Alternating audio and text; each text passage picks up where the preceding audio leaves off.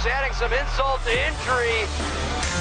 The Mavericks, Western Conference champions, as they knock off the Walleye in 6 games by an emphatic 7-1 final. It's the Mavericks who emerge victorious here in the Western Conference Finals, and they're heading to their first ever Kelly Cup final.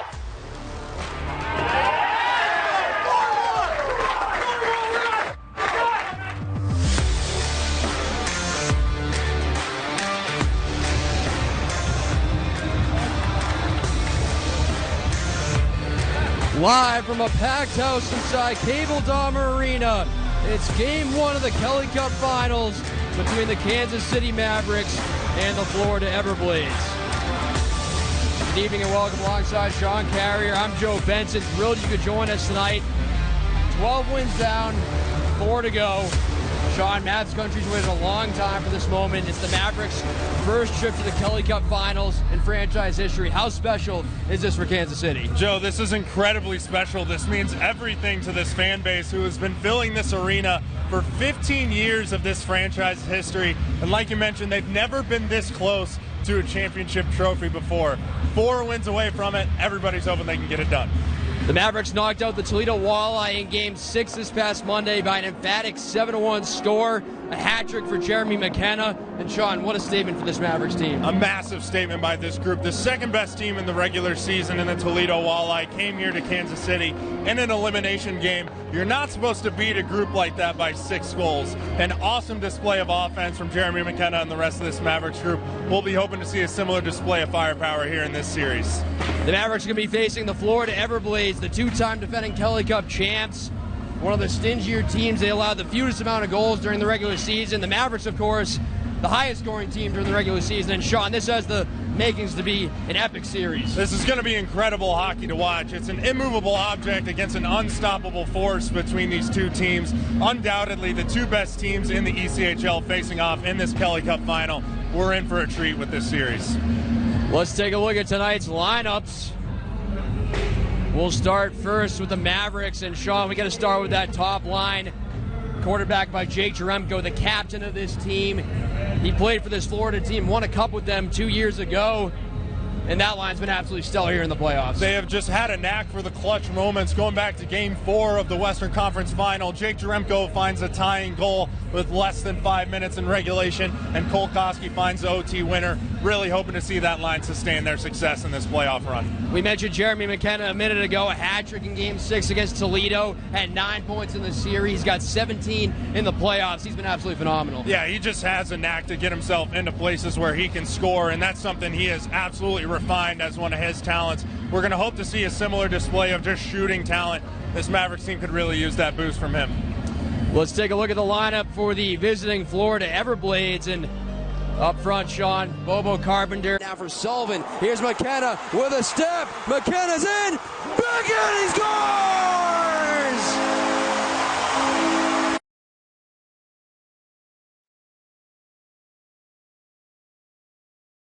Match well with this Florida offensive group. They're going to be going up against Cam Johnson at the other end. Back-to-back Kelly Cup playoff MVP nominations for him. And should be quite a tall test here for this Mavericks team. The Mavericks' job is to make him feel uncomfortable in this series. Like you mentioned, back-to-back playoff MVP Florida for the Everblades. He's been their best performer. It's going to be up to guys like Justin Nachbar and some of these other big bodies of the Mavericks to really make him feel uncomfortable. Now for Sullivan. Here's McKenna with a step. McKenna's in. Back in. He scores!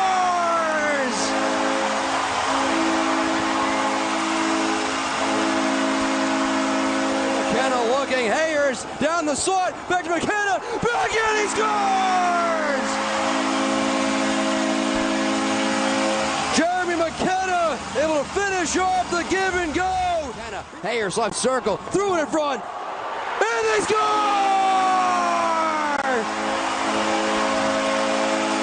Jeremy McKenna records the hat trick. It's his 3rd hat of the year.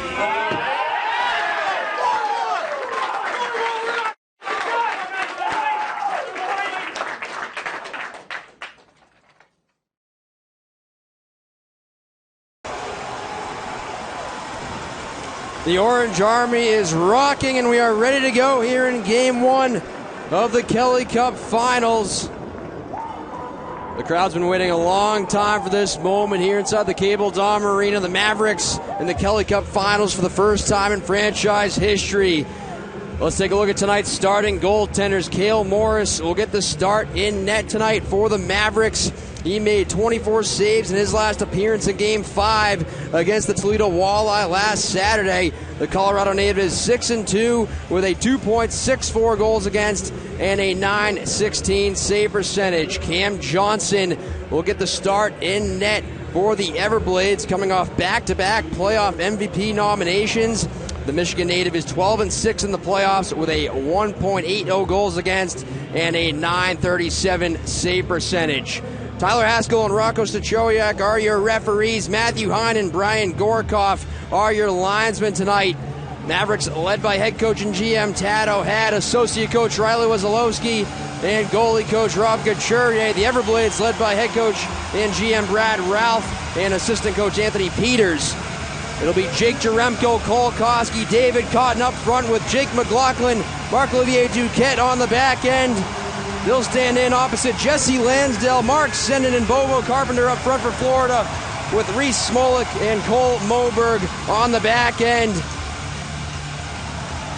Mavericks will be in the home whites with the orange and black trim. They'll go from left to right here in the first period, and we are underway in Game 1. Sit back and enjoy Game 1 of the Kelly Cup Finals. Joe Benson and Sean Carey are here with you here tonight. Here's Jake Jaremko. Try to brush it up the far boards, held in, sent towards the net there by Berzola and held onto by Cale Morris, and already some commotion here in the crease. A little bit of feistiness going on here. That's what you love to see out of this Mavericks group. It's what gave them a little bit of an edge over the Walleye and definitely over the Steelheads in this postseason run so far. You love to see some of the bigger defensemen, Jake McLaughlin, the Marc-Olivier Duquettes, jump into these scenarios, defend their teammates, defend their goaltender. That's what makes them so lethal on the back end.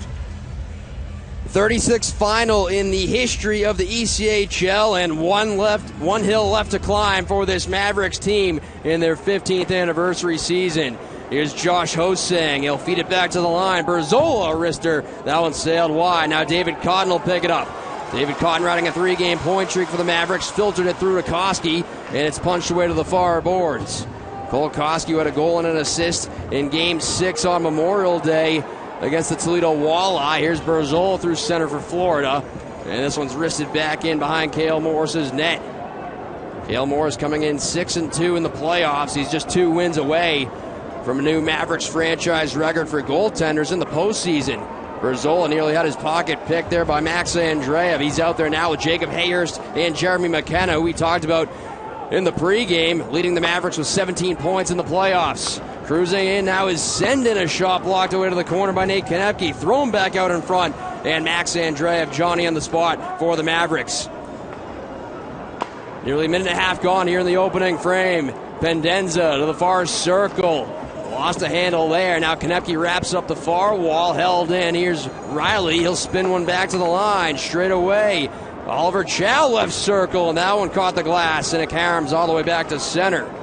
As the Mavericks will swap out some personnel, shots are 1-0 so far in favor of Florida, who's wearing those road greens with the white trim, going right to left here in this first period. Smolik will bank it up the far wing. Morris comes out to play it behind his own net. Cale Morris, who's won 12 of his last 14 starts.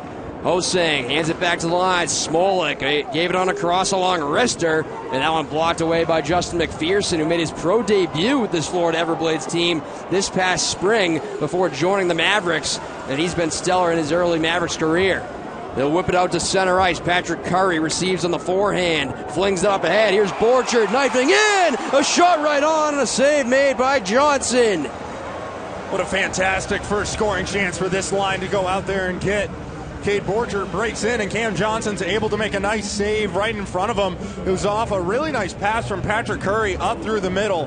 For the Mavericks to be successful, you're really thinking Patrick Curry is going to have to continue to be a difference maker, second in terms of points on this Mavericks team in the postseason, but just plays like a bull. Regardless if he gets on the score sheet or not, he's been a difference maker. Really hoping to see more out of the same from him this series. Patrick Curry, of course, who set a Mavericks single-season franchise goal record this year with 39 during the regular season. Here's Jake McLaughlin, another ex-Florida Everblade. Won a cup with them. Both him and Jake Jaremko did 2 years ago. Twisting and turning, McKenna in the far corner. Threw it out in front. Paddled away by Cam Johnson. And the Everblades finally clear to center. McLaughlin will steer it across for Marc-Olivier Duquette, who leads all Mavericks defensemen in the playoffs with 7 points. Mavericks trying to establish the forecheck once again. Nearly 3 minutes gone here in the opening period. Jacob Hayers tried to wrist it down low. And now the Everblades pick it up. Relayed up the near side to Lansdale. Here's Sendin gliding in. Out wide. Carried in by Carpenter. A shot and he scores. Bobo Carpenter with a quick release from the top of the far circle. Able to beat Cale Morris. And the Everblades take a 1-0 lead. A big goal for Bobo Carpenter to go get to start this series, but we've been talking about it all year long for this Mavericks group. They've been a team of resiliency in the Western Conference Final. Just 1 out of the 6 games did they score the first goal in that series, yet they were still able to come back and win in 6 games. A phenomenal test of this Mavericks group right now coming up for them. Can they battle back here early from this 1-0 deficit? Mavericks are 5-2 in the postseason when allowing the first goal, and like you mentioned, Sean, an incredibly resilient group. And it's Bobo Carpenter's 9th goal of the playoffs. He leads the Everblades in that category. Here's Patrick Curry smoked out along the near side by Berzola, the former Cincinnati Cyclone. And the Everblades will advance back into the attacking zone. Driving wide, Wedman tripped down, and then he bowled over Morris. What a chance there, and it was blocked away by Nate Konepke as the Everblades had a gaping net. Penalty upcoming here to the Mavericks. Cam Johnson off to the bench for the extra attacker, as it looked to be a hard net drive there from Wedman. Here's Josh Hosang cruising through center ice. Down the left wing, plays into the slot, and then Koski had his stick chopped out of his hands, and the puck went into the net, but it looks like they're going to call Florida here for a penalty as well. Kind of a rare occurrence there, Sean. A delayed call on the Mavericks, and then Florida ends up taking a penalty as well, so we're going to see 4 aside. Yeah, it looks like Wedman just got the stick chop in, I believe, on Cale Morris, which is why they're going to be negated the power play opportunity here. A huge mishap. You score the early goal to go up 1-0 early in game 1 of this Kelly Cup final, and you let a power play opportunity slip through your fingers. So for the Mavericks, 4-on-4, this ice is going to open up for them. They've got Max Andreev and Jacob Hayhurst out there. Hayhurst reinserted into the lineup in Game 6 of the Western Conference Final. He's got the wheels for the Mavericks. Really be looking for him to take advantage of the extra space out on the ice. Jacob Hayhurst, referred to as a shot in the arm by Mavericks head coach and GM Tato Had, brings so much energy to this lineup. And so we'll skate 4 aside. We're 4 minutes gone here in the opening period in Game 1 of the Kelly Cup Finals. It's Nate Konepke in the box for tripping, and then Matt Wedman in the box for Florida for slashing. Here's Marc-Olivier Duquette behind his own net, flushed out by Pendenza, swings it up the far side, and Hayhurst will move it to center. Here's Max Andreev. He'll turn back towards his own blue line. Max Andreev weaving in down the right wing. Crowd wanting a call there. Looked like the stick of one of the Everblades got caught up there in Max Andreev's paraphernalia. Here's Hayhurst to the outside. Hayhurst, deep slot, wrister, and that one caught the glass. Picked up now by Riley behind the Florida net, and now he'll bank it back for Ewens as the Mavericks will swap out some personnel here. Just over a minute to go in the 4-on-4. Bobo Carpenter at 3 minutes elapsed time, his 9th of the playoffs from Sendin and Lansdale, has Florida on the board in a 1-0 lead. Cranked up the near side, and Sendin just a hair ahead of the blue line. And so an offside here on Florida, and it looks like this faceoff will come all the way back down into the Mavericks attacking zone. Yeah, really hoping to see that Mavericks resiliency on full display the remainder of this first period. Cale Morris gives up the early goal off of a shot from Carpenter through traffic. You really want to take advantage of this extra space on 4-on-4. You want to continue to stay disciplined from here on out despite the early penalty. These are going to be keys to success for this group going up against an incredibly experienced Florida Everblades team. Two-time defending Kelly Cup champions. The Everblades, the first team in ECHL history to make a Kelly Cup final 3 consecutive years. They're playing in their 150th playoff game as a franchise here tonight. That leads the entire ECHL. Patrick Curry now trying to hunt down a loose puck and wheeling across center ice is Zach Berzola. He'll knuckle it in down the far boards. 40 seconds to go here on the 4-on-4. Jake McLaughlin turns his own net. Here's Jake Jaremko now at center, Mavericks captain. He'll slide it across where it's picked up by Justin McPherson, who's got a couple points here in the playoffs, including a fight as well back in that third round against Toledo last series. McPherson, incredible talent out of St. Mary's University in Ontario. One of those late season acquisitions and a great ad for this Mavericks blue line. McPherson chops it free. Walker, a shot right on, a save. Johnson, rebound loose to the far boards. Swept back down low by Jake McLaughlin. Curry in pursuit, spun one out in front, and it's taken away by the Everblades. Here's Oliver Chow through center ice. Hands it off. Trying to work his way in was Smolek, and now he's bodied in the corner by McLaughlin. Chow sets it up at the blue line. Riley holds, tipped towards the net, blocked down in front there, as that got a piece of jostling, and now he'll play it across, forced out to center by Konepke, and now the Mavericks will reload. Just past 6 minutes played here in the first period. Mavericks trailing the Everblades 1-0 here in game 1. Deflected in by David Cotton. He'll give chase. Cotton, who's got points in 6 straight home games here in the playoffs. Here's a shot. They score!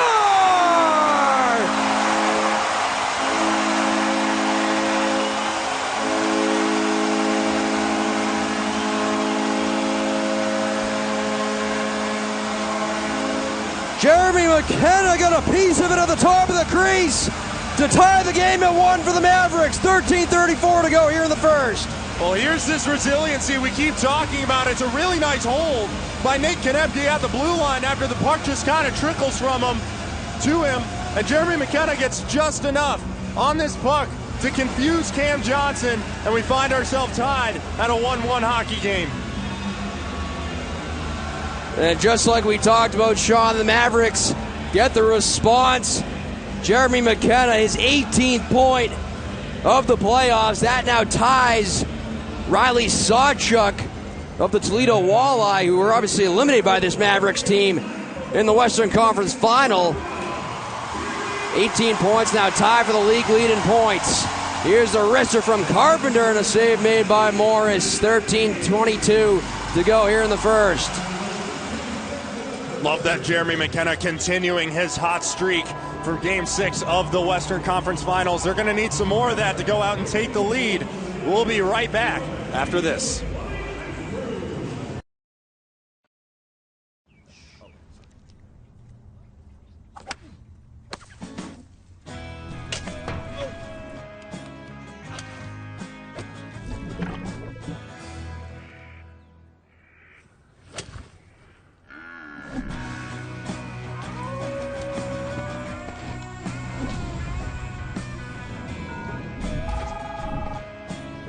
Where are you this time? I'm a little off the green. Okay, here's what you're gonna do. At Big O Tires, we do things differently for a lot of reasons. And one is to get you the best deal possible. Handling the cost of car repairs can be a challenge, but we're here to help. Our no credit needed financing or 0% interest also come with exclusive benefits, so you can get back on the road. Financing, it's one more reason. Big O is the team you trust. Welcome back. 13:22 to go here in the first period. Jeremy McKenna has tied the game for the Mavericks. Nate Konepke picking up the assist. It's the 9th of the playoffs for McKenna. That comes at 6:26. Shots are 3 apiece here in the first period of game one between the Mavericks and the Everblades. Sean Carrier, Joe Benson here with you as always. Here's Ryan Jones, dealt one for Jaremko. Now to Koski down the right wing. A long wrister. That one's held by Cam Johnson. You see David Cotton going at it now. We talked about it's going to have to be getting right in front of Cam Johnson, making his life difficult between the pipes. We might have to get used to seeing some more deflection goals in this series for the Mavericks to be successful with the way that Cam Johnson normally performs in the playoffs. But either way, you don't mind some of the aggression here out of David Cotton. You want to set the tone early of being that physically tougher team. You do not want to be bullied early in this series. Cam Johnson, who's played every single game in net here in the playoffs for the Everblades this year, leading the ECHL with 12 wins. He's now faced 525 shots total in the postseason. That's the most out of any other goaltender. At 27 wins during the regular season, a 2.21 goals against, 921 save percentage, but the Mavericks with a pretty good goaltender at their end of the ice in Cale Morris, who's split duties with Jack LaFontaine here during the postseason. A tremendous duo led by Mavericks goalie coach Rob Couturier. And now Nate Konepke up the far side. Here's Max Andreev weaving his way through center. Andreev will rim this one back behind the Florida net and give chase. Riley flushed up by Andreev. He'll scrape it up the near side. Cross-ice pass by Chow, deflected away. Now he'll chop it back into his own end for Will Riley, who played 3 years with Jacob Hayhurst at RPI back during their collegiate days. Here's Ryan Jones. Lead pass on the money for Jacob Hayhurst. Hayhurst crunch in front of the Florida bench there by Jostling and given a check for good measure when he was on the ice. Here's Duquette now behind his own net. Ryan Jones reversed it, held in. A long wrister from Moberg, kicked aside of the corner. McKenna will hoist it back to center. Here's Walker charging down the right wing. Pumps the brakes. Walker looking for support, drops it off. Here's Duquette. He'll pull up in the corner. Back to Walker. Lost a handle. Now he throws it towards the net, but blocked away out high there by Wedman. The Everblades will look to advance. Lead pass, Josh Hosang. Filtered on a cross. Here's Lambden. He'll play it back behind the Maverick net. Cut off by Duquette. Rimmed up the far side. And they say that came out, and it's brought back in, so that'll be offside here on Florida with 11:38 to go here in the first. 1-1 your score. Already we're seeing some of the things we were really hoping to, just as objective hockey fans in this series. We've had a couple of nice goals so far, one for each team. The Mavericks doing a nice job of trying to get in front of Cam Johnson, trying to disturb him, throw him off his rhythm a little bit. And then in physicality, it just seems like every play is ending with a big hit right now. Those are going to start to wear down opposing teams as this series goes on. Really looking forward to seeing how that becomes a storyline here for the remainder of this Kelly Cup final. Face off just outside the Mavericks defensive blue line. Here's Max Andreev now with it. Forced back to his own end. And now he'll chip it across for Justin McPherson. Lead pass off the tape of Knockbar. Rimmed up the far boards. Hosang couldn't corral. Here's Andreev. Flutters back behind the Florida net. Now it's picked up by Jordan Sambrook, the ex-Maverick. Played 70 games here in Kansas City last year. And now here's Lambden down the slot. Blocked away by McPherson. Looked like it hit Calvis, then McPherson. Puck sent off the side of the net there by Lambden. Here's Andreev. A nice pass. It will slip it through. Here's Nolan Sullivan now through center ice. And he'll drill it back in through both corners. Wholesale change here for the Mavericks. Just past 9 minutes played here in the first period. Score tied at 1 here in game 1 of the Kelly Cup final. Puck deflects in. Cale Morris out to play it. Nate Konepke, a lead pass. Cole Koski up ahead. Here's David Cotton charging in. Taken away by Riley. Now Cotton knocks him down with a good hit. Loose pocket behind the Florida net. It's picked up by Skirving. He'll relay up the near side. Here's Drawer on the move. He'll scale across corner. Nate Konepke back to flag it down. Here's David Cotton from the far wing. Cotton hampered a bit there. And here's Koski handing it off to Cotton at center ice, and he'll spear it back in and give chase. Cam Johnson forced to cover.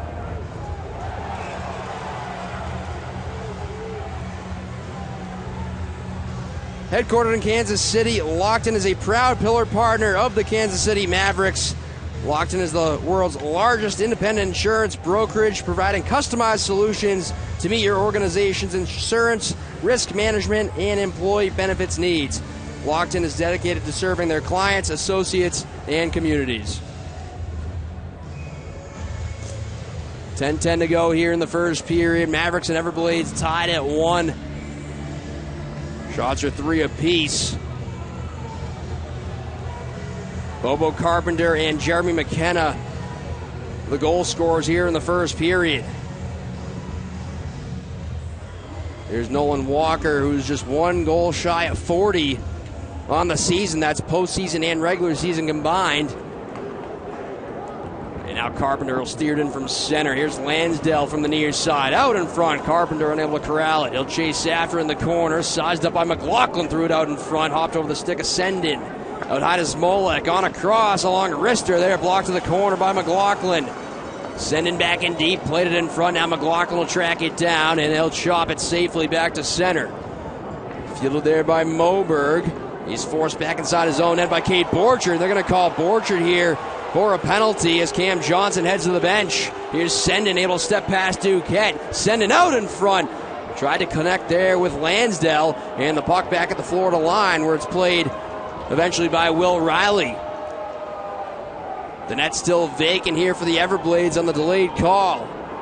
6 attackers on for the Everblades. Here's Hosang from his own blue line. Hosang weaving through center ice. Driving wide into the right circle. Pulls up.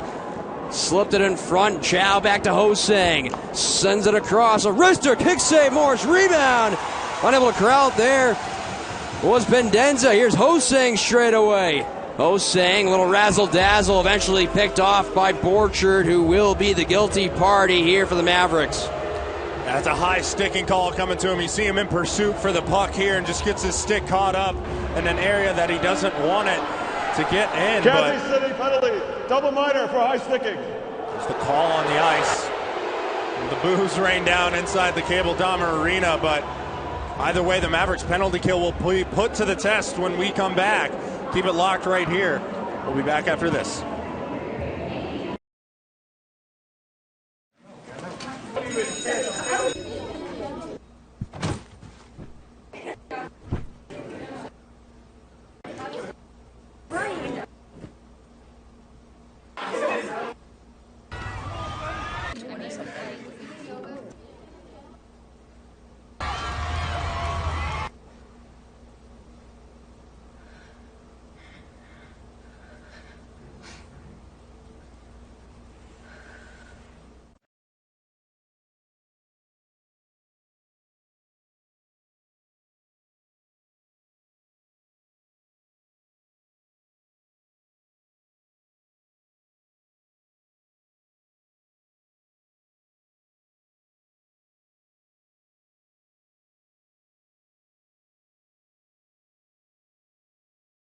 Yeah, I think it's very special. All year we've talked about, building strength through adversity, sharpening our sword.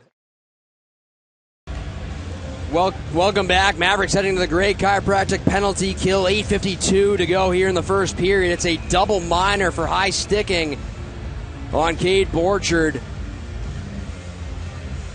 Mavericks have been terrific on the penalty kill here in the playoffs, clicking at 92.9%. That's first overall.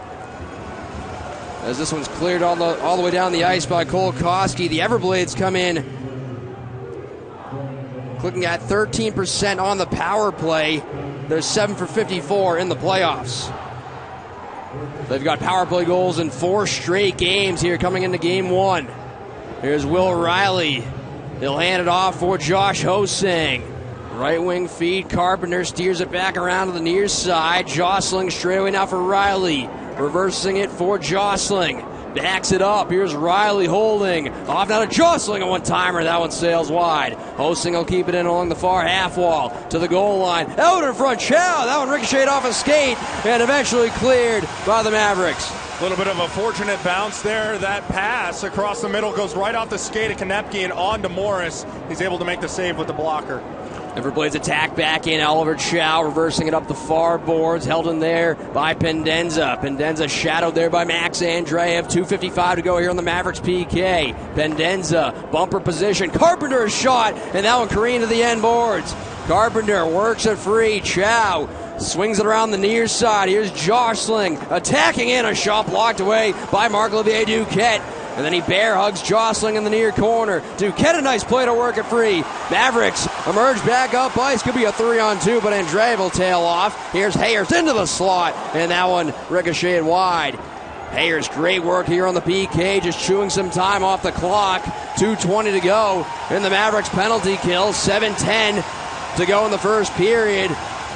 Hayers still killing some more time, and much to the satisfaction of the Orange Army here inside the Cable Dahmer. Listen to this crowd. Terrific work there by Jacob Hayhurst. Here come the Everblades back through center ice. Pendenza, rink wide. Lambden played it in front. Here's Curry. Could be an on-man rush. Curry on left wing with Cotton. And now Calvis. Calvis a wrister, blocked away by Johnson. Loose puck behind the Florida net. Reversed up the near side. With a $1:40 to go here in the Florida power play. The Mavericks a tremendous job here on the PK. Knifed away by Jaremko as he forces the Everblades offside with 6:25 to go in the first and 1:34 in the Mavericks PK. Man, what a phenomenal job by Jacob Hayhurst on this penalty kill. He gets the puck in the offensive zone, pins it up against the wall. He's got about 3 Everblades swarming him, trying to knock it free. He's able to keep that puck on the wall for about 15 seconds, which when you got 3 guys who are absolutely bearing down on you feels like an eternity. Unbelievable job by Jacob Hayhurst so far on this penalty kill. Mavericks 39 for 42 in the playoffs on the PK. And tremendous work here. Hosang reversing it up the wall. Jaremko tried to spear it to center ice. He does. He was tripped down. No call on the play. Here's Chow right outside the Mavericks blue line. He'll wrist it across. Glove down by Bobo Carpenter. Here's Riley back inside the Florida line. Floats it across. Hosang deking through center ice. Hosang carries to the near half wall. Sets it up in front. A shot from Carpenter. And a big save, Cale Morris. Man, what a nice save. It's a nice play by Hosang getting into the zone. He's able to find one of the Everblades in the slot area, and Cale Morris is able to freeze this one with no rebound. He's getting locked into a mode now after giving up that early goal. Well, like we mentioned, him and Jack LaFontaine have been an absolute tandem of goaltenders for the Mavericks to utilize in this postseason run. But so far, the best save of the night by Cale Morris. 236th save of the playoffs for Cale Morris. Trying to win his 13th game in his last 15 starts. He started game 1 of each round to this point for the Mavericks. And obviously we're in the 4th and final round of what's been a magical postseason run here in the Mavericks' 15th anniversary season. Just about a minute to go now in the Mavericks' gray chiropractic penalty kill. Under 6 to go in the first period. Mavericks and Everblades tied at 1 here in game 1. Here's Lambden wrapped up by Max Andreev. They wrestle to the far corner. Jab free by Marc-Olivier Duquette. He locks up. There was Sendin. Sendin plays it back to the blue line. Hops over the stick there at Moberg. And the Everblades will be forced to retreat. Rim right back in behind Morris's net. Here's Marc-Olivier Duquette, and he'll launch it all the way down the ice. 30 seconds to go on the Mavericks PK. And Sean, you got to think this will give the Mavericks a little bit of a jolt of momentum here. Kate Borchard serving that double minor for high sticking. Mavericks wanted a call there as Curry was taken down at the blue line. Here's Sendin in the near corner. Sendin shielding, spun down to the ice. Picked up now by Lambden. Lambden lost a handle. Calvis up with it now behind the Maverick net. Kate Borchard about to come out of the box here in 3 seconds. Cleared by David Cotton. And the Mavericks are back to even strength. And they get another roaring ovation from the home crowd.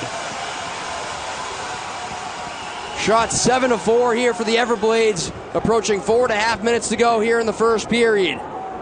On the move, here's Oliver Chow. Couldn't step past McLaughlin. Here's McKenna. He'll spin it across. Kate Borchard into the zone, but Walker was offside.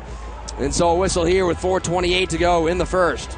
4 minutes up, 4 minutes down on the penalty kill here for the Mavericks, holding this game at 1. A phenomenal job with the special teams so far.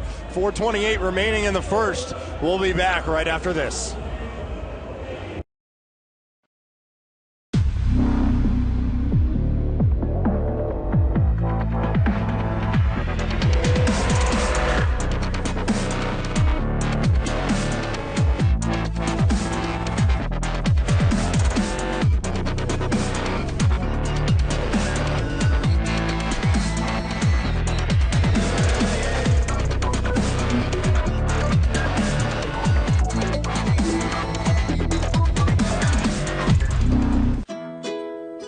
There's no shortage of support when you need it. We celebrate unique milestones. We forge special bonds and encourage each other. We're always ready to jump in and help and let people know how much we appreciate them. It takes someone special to be a nurse. If this sounds like you, join us by visiting showupfornurses.com. Mavs Country tickets for Game 2 are selling out fast. Be sure to visit Ticketmaster or call 816-252-7825 for tickets tomorrow night for Game 2. Do not miss the Mavericks push for the Kelly Cup. They're tied up at 1 here in the first period with the Everblades. 4:20 to go. Here's McKenna's shot and a save made by Johnson. Another strong shot for McKenna, who has the Mavericks goal here in the first. Yeah, and that's an incredibly quick release. You see how talented he is. He doesn't have a lot of room to curl and drag this shot, but he's able to get a pretty quick one off, and just a really impressive display of his talent. He has a knack to be that strong shooter for this Mavericks team, and that's why he's leading this team in points on the postseason run so far. McKenna now with 18 after the goal here tonight. Here's another wrister right off the face-off, and that one Korean wide. Here's Max Andreev to pick it up, feeds the back. Calvis headed hop over his stick, and a foot race here with Oliver Chow. Chow might have a step up, backhander, and he scores. Oliver Chow able to get around that far pad of Cale Morris and tuck it home. And the Everblades take a 2-1 lead with 4:05 to go here in the first. Well, you see the speed on display here for the Chow. One of the reasons they're making it back to the Kelly Cup final. This puck just hops over the stick of Theo Calvis, and Chow has a step and is just able to utilize that to catapult himself up ice. Calvis can't get back in time, and he gets that lead restored for the Everblades. 4:05 remaining in the first. Resiliency up to the test once again here for the Mavericks. Can they somehow tie this game before heading into that first intermission? 7th point in the last 4 games for Oliver Chow, who gives the Everblades the 2-1 advantage. He led them with 60 points during the regular season. So certainly a guy on that Florida lineup the Mavericks will have their eye on closely here in this series. 3:40 to go here in the first period. Here's Patrick Curry across center ice. He'll crank one around through both corners. Kate Borchard giving chase. Borchard up within the corner. Rocked there by Lansdale. Here's Curry, a one-timer. That one blocked away back to the blue line. Konepke on across now to Ryan Jones. Touch pass Curry. Lost an edge there in the middle of the slot. Curry trying to keep it alive along with Kate Borchard. Back to the right point. Jones drifts. Shot and a save. Johnson. Rebound loose to the near corner. Borchard looking to keep it alive along with Walker. And now Curry unloads on Bobo Carpenter. A couple ex-Boston University Terriers. They were teammates at BU for 3 seasons. Patrick Curry was actually captain the year after Bobo Carpenter was captain at Boston University. So a couple ex-Terriers there. A little bit of a dogfight, Sean. Yeah, absolutely. Physicality really ramping up in that shift. And a couple more frustrations out of this Mavericks group, thinking they should have gotten a call or two out of some of those situations after some late shoves by the Everblades. But in the Kelly Cup final, you're not likely to get calls like that. Here's Jaremko from McLaughlin. He'll wrist it back down low. David Cotton shielding against Moberg. Cotton back to the line. Here's McLaughlin, a wrister, and that one deflected wide. Johnson had no idea where that was. A lot of traffic in front of him. Here's Moberg now on the move for Florida. Moberg winds and fires, and he scores.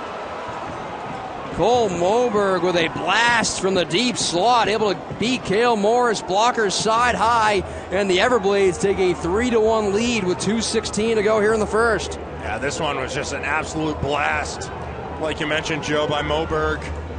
Not a lot to this play, just an incredibly wicked slap shot, and the Mavericks' resiliency really up to the test now, down 2 in this first period. Just want to take a second, collect your breath, collect your mental thoughts, and start putting your best foot forward.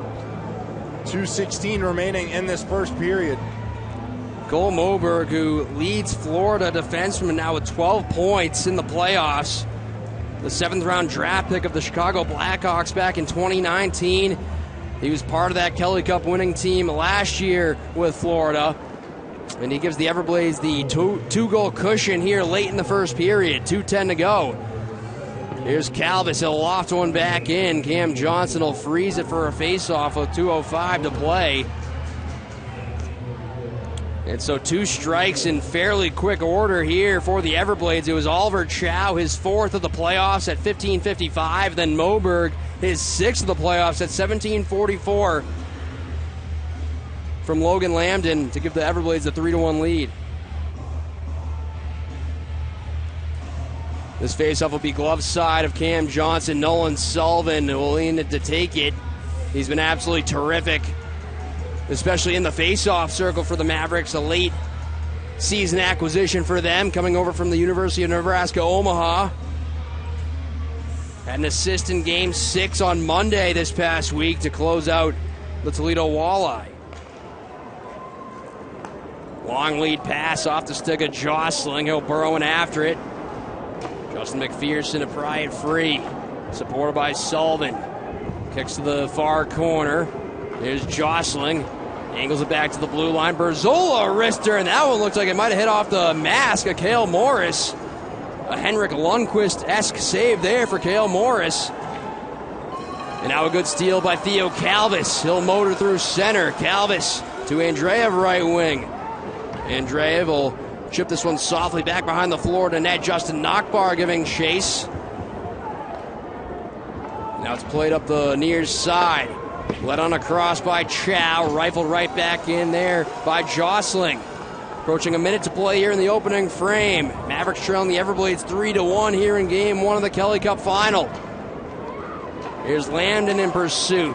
Sticked away by Cale Morris. Lambden wrapped up there by Nate Konepke. Nolan Walker handing it off now to Ryan Jones. Jones looking for an outlet pass. Blocked away by the skates there of Josh Hosang. And now here's Kate Borchard from in front of the Mavericks bench. Nate Konepke back inside his own end. Here's Jaremko, skate to stick. Couple fellow Minnesota natives there. Jake Jaremko has been absolutely terrific here in the playoffs. Won a Kelly Cup with this Everblades team 2 years ago. Acquired in a trade. Here's Wedman back in for Florida, cutting into the high slot. To the far half wall, shoved down on the ice there effectively by Marc-Olivier Duquette. Here come the Mavericks 2-on-2. McKenna tried to filter it through for Hayhurst, but the Mavericks are called for offside with 16.6 to go here in the first. Well, first impressions of this Florida team are really imprinting themselves on this Mavericks group right now. These teams did not meet in the regular season, and perhaps some of the speed catching this Mavericks group off guard, and you're certainly hoping that coming out here in the second period after this last 15, 16 seconds of the first that they'll be able to match that, maybe take it one step further. But right now they're about one period in the books as they're going to be looking to calm down a little bit after this one.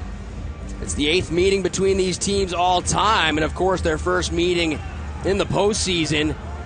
And for the Everblades, it's just their second trip to the Cable Dahmer Arena in franchise history. They won their one and only meeting here at the Cable Dahmer back 3-2 in February of 2018.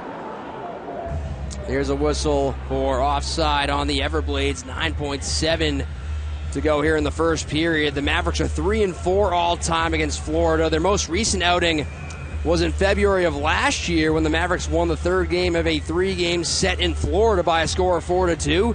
Theo Calvis had a goal in that game for KC. Florida defenseman Jordan Sambrook, who was playing for the Mavericks at the time, had an assist in that game for the Mavs.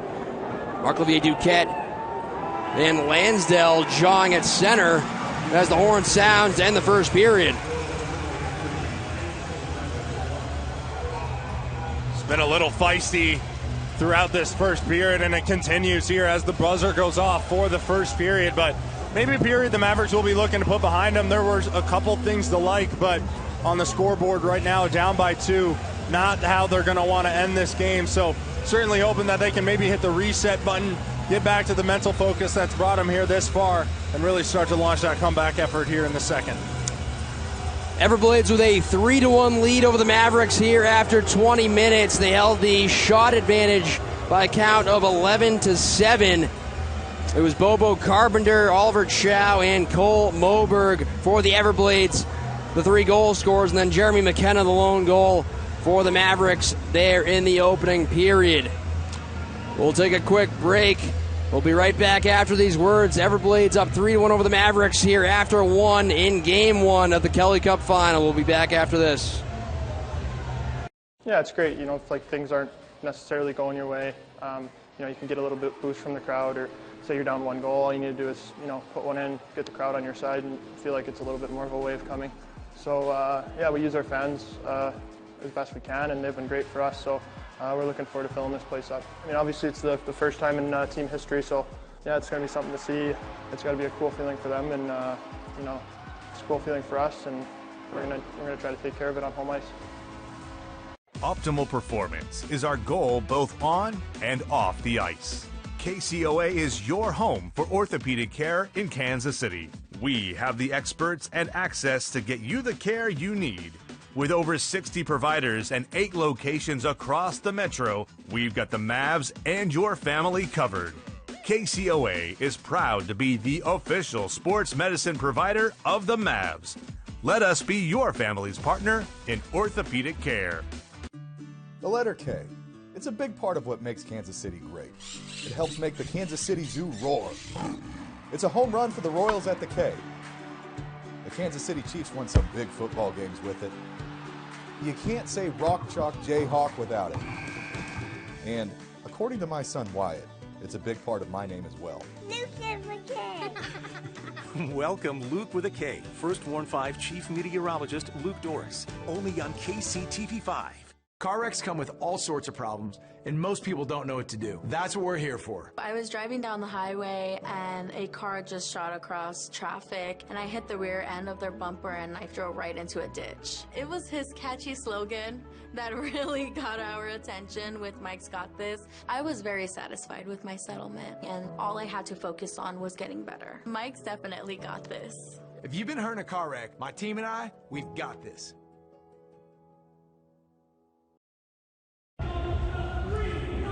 Welcome back inside Cable Dom Arena. The Mavericks trailing the Everblades by a score of 3-1 here after 20 minutes. Jeremy McKenna, the lone goal for the Mavericks. Nate Konepke with the assist at the 6:26 mark there of the first period. We're going to hear from Mavericks associate coach Ryla Wazalowski, who we caught up with after the morning skate today, and then Sean and I will come back and break down the first period. We're here with Mavericks associate coach Ryla Wazalowski. Wes, you guys are in the Kelly Cup Finals for the first time in franchise history. How special is this for the organization and for the sport of hockey in Kansas City? Yeah, really special, not only for that, but also for the players in that locker room and all the work that they've put in, and the fans, like the diehard fans, the Kansas City Mavericks that have been here for, whether it's 1 year and they've been coming to games, or whether they've been coming for all 15 years. It's something the fan base has waited a long time for, and it's pretty rare, and so it's definitely something that we're proud of, and we're excited about the opportunity.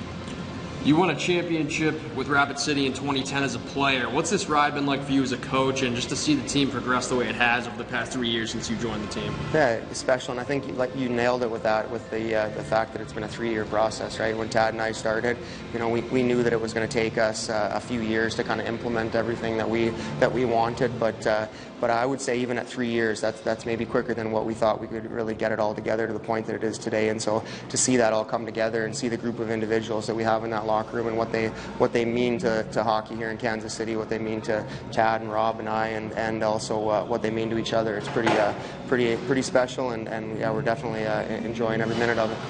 You made some key acquisitions on the blue line this past offseason, guys like Ryan Jones, Marc-Olivier Duquette, Jared Brandt. Just talk about the process of finding those guys and what they brought to the lineup this year. Yeah, it was definitely an area that we knew that we needed to hit on, was making sure that you had the right defenseman on this team, and the makeup that we knew that we thought that we were going to have with the offense that we were going to have. We knew we needed to have some really steady puck-moving defensemen and guys that are able to not only defend really hard, but also be able to get pucks up to our forward group. And so, two things you need with that is you need the right types of players, but you also need the right types of people as well. You need kind of a selfless type of hockey player to commit to playing a certain way, and we definitely nailed it with all the guys that we brought in. They're all really committed to what we want to do here, and committed to the team first mentality, and you've seen that really play out here throughout the season.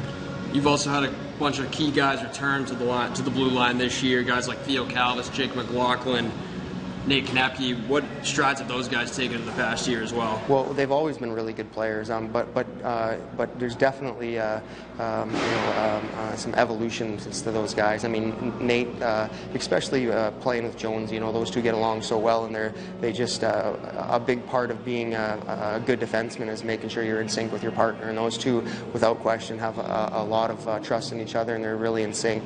Theo Calvis is a guy that came in right at the start of my time here in Kansas City, and it's really been cool to see his growth as a player and as a person, and we get comments all the time on Theo from other coaches, and they're just amazed at how well he's done, and so it's excellent. And then Jake, obviously just a competitor through and through. He's won a championship, and as good as he was during the regular season, you're really seeing him take his game to another level in the postseason, and with the pedigree that he has and the places that he's been and all he's accomplished. One thing that's probably most impressive is for him is just that team first mentality. He's just all about the team and all about winning hockey games, and so we're very fortunate to have all those guys in our locker room. You guys knocked out the Toledo Walleye in 6 games. You held them to just 2 goals or less in 5 of the 6 games in the series. How are you guys able to do that against one of the better offensive teams in the league? Well, first off, solid goaltending. I mean, it all starts with your goaltending, being able to make saves when they're needed, but a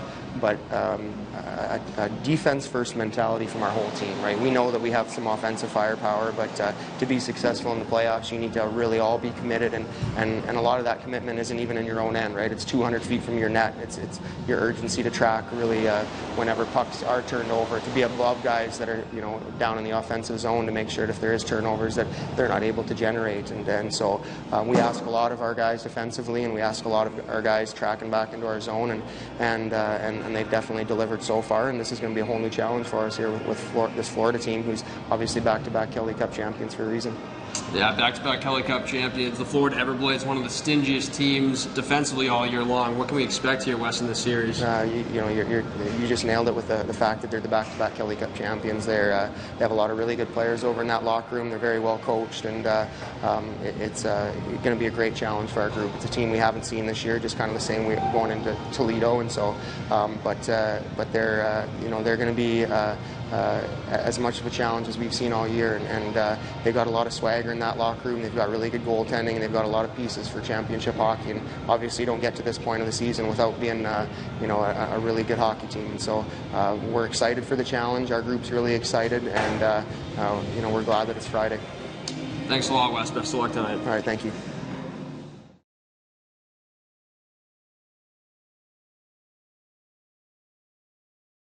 This is a special group. I've been coaching this league for 11 years.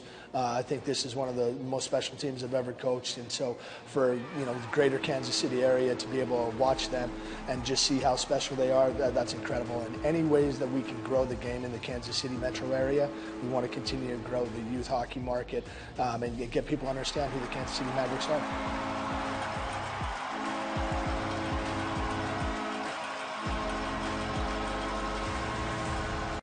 We're proud to call Kansas City home. Like everyone here, we know we've got the best barbecue. But we're also pretty good at pasta, tacos, and even beer. We love our sports. We love our city. And we love supporting each other. There's a lot to love about Kansas City. And at Price Chopper, we love serving you.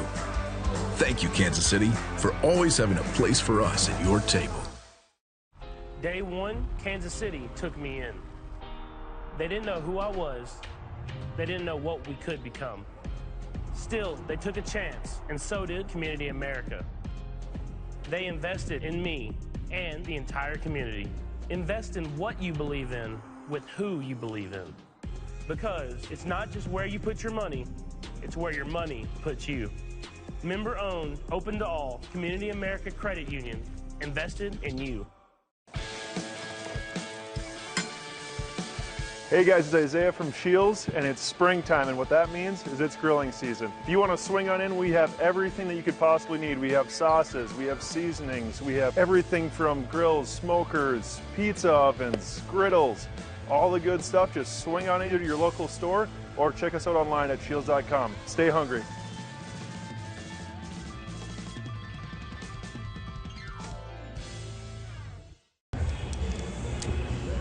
Welcome back inside Cable Dahmer Arena. The Mavericks trailing the Florida Everblades by a score of 3-1 here after the first period of play. Joe Benson, Sean Carrier here with you. And Sean, seemed like it was a little bit of a feeling out process there. Pretty good pace from both teams there in the first period. The Mavericks obviously had a great PK there after Kate Borcher was called for high sticking. But a lot of skill here from this Florida Everblades team. Yeah, I think this Mavericks group had to find out the hard way why this Everblade group was able to win 2 straight Kelly Cups and make it back to the finals this year. They're incredibly talented. Like you mentioned, there's a lot of fun speed right now to watch out there on display. The Mavericks are going to have to respect that. They're going to have to challenge a lot of different angles, a lot of skating lanes, and a lot of shots. So hopefully defensively they can clean some things up. They have a recipe for success. It might take some deflections to get some goals past Cam Johnson, but overall, this Mavericks team, they're incredibly resilient. This 3-1 lead is not that daunting to them. They know, and they have every bit of confidence that they're going to try and come back in this game 1. Yeah, still plenty of time left here for the Mavericks, and it's just so special, Sean. The Mavericks' first ever appearance in the Kelly Cup final. You heard Coach West there talk about how special this is, not just for the organization, but for the city as a whole. Yeah, it's great. I grew up here. I was that Kansas City kid coming out to Mavericks games, and they hadn't reached this point yet. So to be here at this stage, this is really awesome to see. We're going to hear from Mavericks goalie coach Rob Couturier, who we spoke with earlier today as well. We're here with Mavericks goalie coach Rob Couturier. Rob, you guys are in the Kelly Cup finals for the first time in franchise history. How special is this for the organization and for the city as a whole? I mean, it's really special for any team at any point to make it to a championship. And, you know, this city deserves this, and this team deserves this. This organization, you know, has been nothing but fabulous, and you know, the community really supports us, and it's nice to finally be here. This is just your first year with the team. You're already in a Kelly Cup final. I mean, what's this ride been like for you personally? I mean, so honestly, it's the longest season coming from college hockey, which would have been over 2 months ago. You know, it's a different sort of journey and it's a different sort of grind, but it's been fun all the way through. And to see us get to this point, couldn't be happier. You've worked closely with goaltenders Jack LaFontaine, Cale Morris, Dylan Kelly all season long. What have been some of your favorite parts of getting to know these guys? First and foremost, the way they work together, the way they interact together, the way they support each other. You can't always get that from goaltenders. They're competing for one net. So for them to really support each other no matter who's playing, that's been special. But then individually, one-on-one, you know, we do a lot of video work and we do a lot of on-ice stuff that's tailored to them individually. And to get to know how they tick, they're all different, you know. Jack's a very internal thinking guy. You know, Cale's very laid back and Dylan's very intense, you know. So knowing their different personalities, it's just been a pleasure, and, you know, 3 great goalies to work with. Yeah, I mean, they've all had tremendous seasons. You just touched on it a little bit, but how are their styles different, and I guess what are some of the other ways in which makes them unique? Sure. I mean, you've got 3 very different goalies, right? Dylan Kelly, the big body, he's very technical. His skating is great. You know, you've got LaFontaine, who I think his reads are incredible, and the way his intensity and his focus and the way he tracks pucks. And then you've got Cale, who, as we know, is just Mr. Laid Back, right? And nothing gets to him, and every game is the same to him, and he just approaches the same, and, you know, his style shows that. He's very smooth. He's very, you know, he glides a lot. So you've got 3 very different goalies, which is a lot of fun for a coach, you know. Tad's often called goaltending the backbone of this team. Just talk about the impact that has on the rest of the team when the guys in the crease are doing their job. Well, I mean, when guys know that their back is covered by their goaltender, they can go and play and create offense and do the things that have made us successful this year. If you don't have faith in your goaltending, you play tight and you play differently, and you don't go take those chances. And we need to be that team that pushes the pace, and we have the speed, we have the offensive talent. So our goaltending really, helps us build from that back end forward. Lastly, you guys are going to be facing the Florida Everblades. You're going to be going up against a pretty good goaltender at the other end in Cam Johnson. Back-to-back Kelly Cup playoff MVP nominations for him. What have you seen from him in your scouting, and what's the key to solving him here in this series for you guys? Well, I mean, everybody knows Cam Johnson's an excellent goalie. He's an elite goaltender, and we're going to have to work really hard to get some net front presence on him, and we're going to have to get him moving. We're going to have to make those plays that have made us successful all year. And it won't be easy, The playoffs are hard. The finals are even harder, so we're really going to have to work hard and really get that net front presence. I think that's going to make the difference for us. Well, thanks a lot, Rob, and best of luck tonight. Thanks, Joe.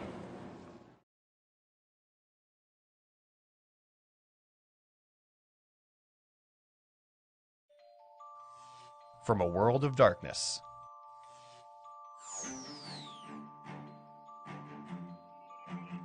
we became a nation of light.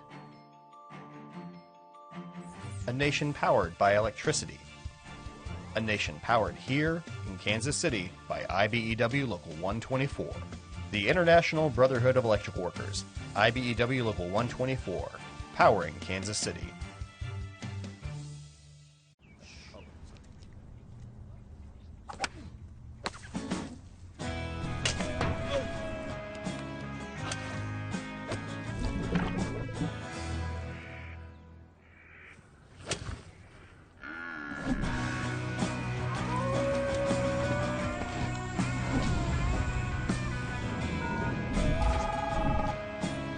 Where are you this time? I'm a little off the green. Okay, here's what you're gonna do. At Big O Tires, we do things differently for a lot of reasons. And one is to get you the best deal possible. Handling the cost of car repairs can be a challenge, but we're here to help. Our no credit needed financing or 0% interest also come with exclusive benefits, so you can get back on the road. Financing, it's one more reason. Big O is the team you trust. Yeah, it's great. If things aren't necessarily going your way, you can get a little bit boost from the crowd, or say you're down one goal, all you need to do is put one in, get the crowd on your side, and feel like it's a little bit more of a wave coming. So yeah, we use our fans as best we can, and they've been great for us. So we're looking forward to filling this place up. I mean, obviously it's the first time in team history, so yeah, it's going to be something to see. It's got to be a cool feeling for them, and it's a cool feeling for us, and we're gonna try to take care of it on home ice. Welcome back inside Cable Dom Arena as we get you set for period number 2. It's the Mavericks trailing the Florida Everblades here in game 1 by a score of 3-1. After the opening 20 minutes, Bobo Carpenter, Oliver Chow, Cole Moberg, the goal scorers for Florida. Jeremy McKenna, the lone goal for the Mavericks. That came at 6:26 from Nate Konepke. Shots were 11-7 for the Everblades there in the first period. And Sean, we just heard from Mavericks goalie coach Rob Couturier, and one of the first things he mentioned was that he's obviously coming from a little bit of a different background, coming from college hockey, but I don't think he's complaining in the slightest the fact that he's playing here almost into the month of June. Yeah, it's awesome for him to be part of this Mavericks deep postseason run. He's been an excellent goalie coach working with Cale Morris, Jack LaFontaine, and Dylan Kelly. Cale Morris, he said he's calm, cool, collected. He doesn't let anything get to him, but don't mistake him. Cale is an incredibly fierce competitor. He's not going to be too happy on only making 8 saves on 11 shots in the first period. Really looking for him to start standing on his head. I think he's going to be a difference maker down the stretch throughout the rest of this game. The second period of Mavericks hockey is brought to you by Macadoodles. No carryover penalty minutes here to start period number 2. The Mavericks will go from right to left here in the second. Mavericks have a tremendous goal differential in the second period in the playoffs. They've outscored their opponents 18-6. The Everblades, not too shabby. They've outscored their opponents 25-12 in second periods. In fact, 25 of their 53 now goals have come in second periods. Still plenty of time left here for this Mavericks team, an incredibly resilient group. Brought in by Sendon Carpenter, shot right on, save Morris. Kept alive by Berzola. He'll funnel it back around to the near boards. And this is golfed out by David Cotton. Cole Koski giving chase. And it's knuckled back in. Here's Cale Morris out to play it behind his own net. He'll steer up the far boards. Cole Koski to center ice, picked off by Lansdale. And he'll loft it back into the Mavericks' end. Here's David Cotton at center ice. He'll steer this back behind the Florida net, approaching a minute gone here in the second. Mavericks Brabham Cup champions during the regular season. Western Conference champions here. After knocking off the Toledo Walleye, one piece of hardware left to secure. Here's a wrister from Hosang, blocked away to the far corner. Picked up now by Lambden, out to the blue line. He'll shovel it to the near side. Chopped out there by Ryan Jones. Lambden had it knocked away. And now a loose puck jab to center ice. Here's Jacob Hayers racing after a loose puck, but spun out to center ice by Ewens. Offside here on the Everblades. 18.5 to go, second period. You can see Jacob Hayers getting ready to rev up the engine there as he tried to go for that loose puck throughout the neutral zone. He missed a couple of games in the Western Conference Final after awkwardly colliding with another Maverick in Game 3 up in Toledo. Was able to come back, provided a huge boost offensively to close out the Walleye in that Western Conference Final. Really hoping to see him continue to be a difference maker for this Mavericks forward group. Jacob Hayers with 12 points in the postseason. That's tied for third on the Mavericks, along with David Cotton. Puck out of play here, 18:24 to go in the second period. And the Mavericks looking to become the sixth team in ECHL history to win both the Brabham and the Kelly Cup in the same season. The last team to do so was the Alaska Aces back in the 2013-2014 season. The last pro hockey team in Kansas City to win a championship was the KC Blades back in 1992, 32 long years ago. And so this finals appearance has been a long time coming for the KC faithful. Here's Nolan Walker advancing back into the Florida end. He'll fling it into the corner. Locked up there by Riley. Around to the far side, Patrick Curry hunts down a loose puck. Cade Borchard out in front for Walker, hands it off. McPherson a shot, and blocked up over the net there by Riley. Calvis pinching in to keep it in. Trying to play it there was Ewan, sent back now behind the Florida net. Borchard handing it off. Curry now wheeling to the outside. To the back for Calvis, a wrister, and that one caught the glass. Here's Borchard behind the net. And it comes off its pegs with 2.5 gone here in the second period. Pretty good shift there, Sean, from that line. Yeah, really nice for them to go out there, start to try and set the tone in the second period for how they want to play. See Justin McPherson coming in there with a scoring chance. He is slowly but surely really making a name for himself on this Mavericks back end. He has been playing really great down the stretch. One of those Florida to Kansas City connections, playing one game with the Everblades earlier this season before being acquired in a trade. Has really just played some steady hockey on the back end here for the Mavericks. 11th game of the playoffs for Justin McPherson, who, like you mentioned, Sean, incredible postseason run for him. Had a great end to the regular season as well. Racked up 4 assists and was a plus 11 in 12 total games played during the regular season after he made that one-game debut with Florida. Here's Sullivan back in left circle. Picked off by Hosang, and now Skirving will move it out. Here's Brar on the move for the Everblades. They'll roll it into the far corner. Jake McLaughlin back to collect. Out in front. They try to connect with Hosang, and now a blast from Sandbrook. Knocked down by Justin Nockbar. Another chance in front, and a big save there by Morris. Absolutely robbing Skirving. Here's Max Andreev racing through center ice. Andreev cutting in, able to sidestep Zola through it in front. Here's Duquette up with it. Duquette battling there with Skirving, who takes it away, and now he'll flip it back behind his own net. Todd Skirving, who won a Kelly Cup with the Newfoundland Growlers back in 2019. He's 7th-year pro, and he's able to knock Jake McLaughlin to the ice there behind the Maverick net. McLaughlin, though, right back to his feet. McLaughlin slowly towards center ice, and he'll flutter it back to the Florida line. Here's Moberg in flight, a drive and a save. Morris knocked down in front. Moberg trying to beat Morris once again there with a heavy slap shot. And now it skitters back in behind the Maverick net. We get a whistle here with 16:16 to go in the second period. I think that might be checking in on Cale Morris a little bit here. Took that heavy slap shot, looked like up high. Couldn't have been comfortable to make that save, but either way, you love to see him competing in this second period right now. Making a number of nice saves to start out this second 20-minute frame. Cale Morris has been an absolute warrior in net for the Mavericks all season long. Just 2 wins away from setting a new franchise record for the Mavericks in the postseason for most wins by a goaltender. Coming into the game with a 2.64 goals against, a .916 save percentage.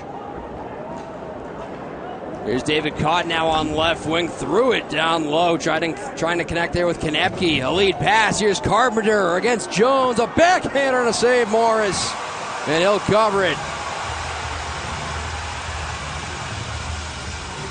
A really nice play here by Ryan Jones to just force and hold Carpenter on his backhand. He's got the speed, and Ryan Jones just does just enough to force him into kind of a poor shooting position. But then the rebound awkwardly trickles into Cale Morris's pads. Thankfully there for the Mavericks, but either way, a nice play by the experienced Ryan Jones to just kind of force him into that backhand shooting position. One of those guys we heard Coach West talk about there during the intermission, one of those key acquisitions for this Mavericks blue line during the offseason, brings a ton of experience, like you mentioned, Sean. A lot of games for Jones in the American Hockey League, played for the Syracuse Crunch, made a couple playoff runs with them the last couple seasons. Coming into the game tonight, second in the entire ECHL, is a +15 in the playoffs, and he's absolutely logged monster ice time for the Mavericks all season long. So dependable on that back end. Here's Jacob Hayhurst, lost a handle. Hosang walking in a blast, and he put it just wide, stick side of Morris. And now loose puck to McKenna, racing out through center ice, try to play it to Andreev, just out of his reach. Andreev now ties up with Riley near corner, supported by Jacob Hayhurst. He'll serve it back around the back wall. Hayhurst now behind the net. Hayhurst trying to get top side, tried to leave it for Jones, but it was deflected away, and now it's poked to center ice by Lambden. Nate Konepke with no stick on the play, but the Mavericks able to work it back out towards center as we approach 5 minutes played here in the second period. Here's Lambden walking in, played it in front, steered safely to the corner by Cale Morris. Here's Wedman. He'll wrap this one back around to the near corner. Lambden roughed up there and sent down to the ice by Ryan Jones. Jones continuing to go to work there on Lambden. Fed up the near side. McKenna let it across. In flight for Hayhurst. Lambden and Jones were still tied up there behind the play. Much to the amusement of the home faithful here inside Cable Dahmer Arena. Here's Curry scampering back in, had it knifed away there by Smolik.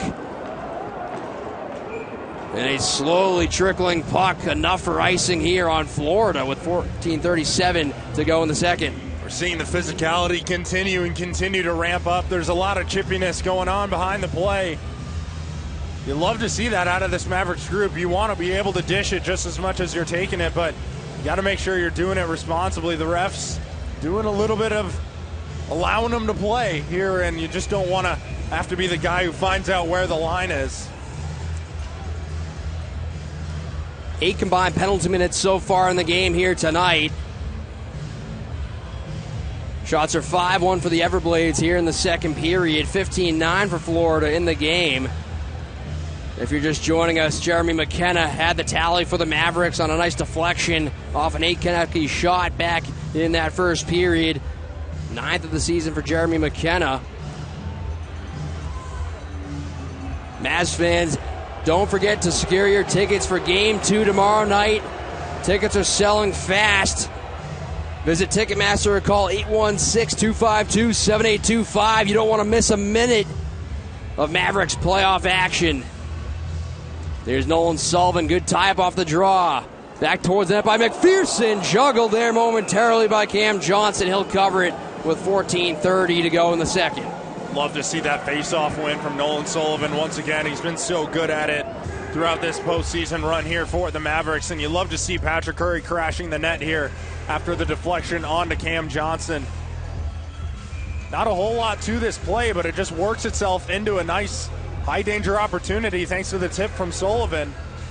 And maybe that's what the Mavericks need right now. They're not all going to be the pretty goals that we're used to seeing. Controlled here by Lansdale as he races out through center ice. Here's Sendin driving wide against McPherson. Sendin! Freight train to the ice there by Patrick Curry. Here's Nolan Sullivan now across center ice with Borchard. Sullivan, they'll rim it back behind the Florida net. Borchard going to work there against Jordan Sambrook. Borchard trying to dig it free. He does. He's got McLaughlin drifting out in front. Just couldn't get it to him. And now it's cleared by Berzola. Let's go Mavericks, the chant here inside the Cable Dahmer Arena in front of a packed house in Game 1 of the Kelly Cup Final. Mavs country's waited a long time for this game. Here's a Steele Carpenter centering pass out of the reach of Brar. Here's Yaremko now dashing through center ice. He'll play a left wing for McLaughlin. McLaughlin back up with it. Looking, long wrister, and a save made by Johnson with David Cotton parked out in front. Well, we talk about why Patrick Curry's a difference maker every single night he's in the lineup. He lowers the kaboom, and the biggest hit of the game so far. Coming out of this media timeout, we'll hope to see more of the same. We'll be back right after this. Optimal performance is our goal both on and off the ice.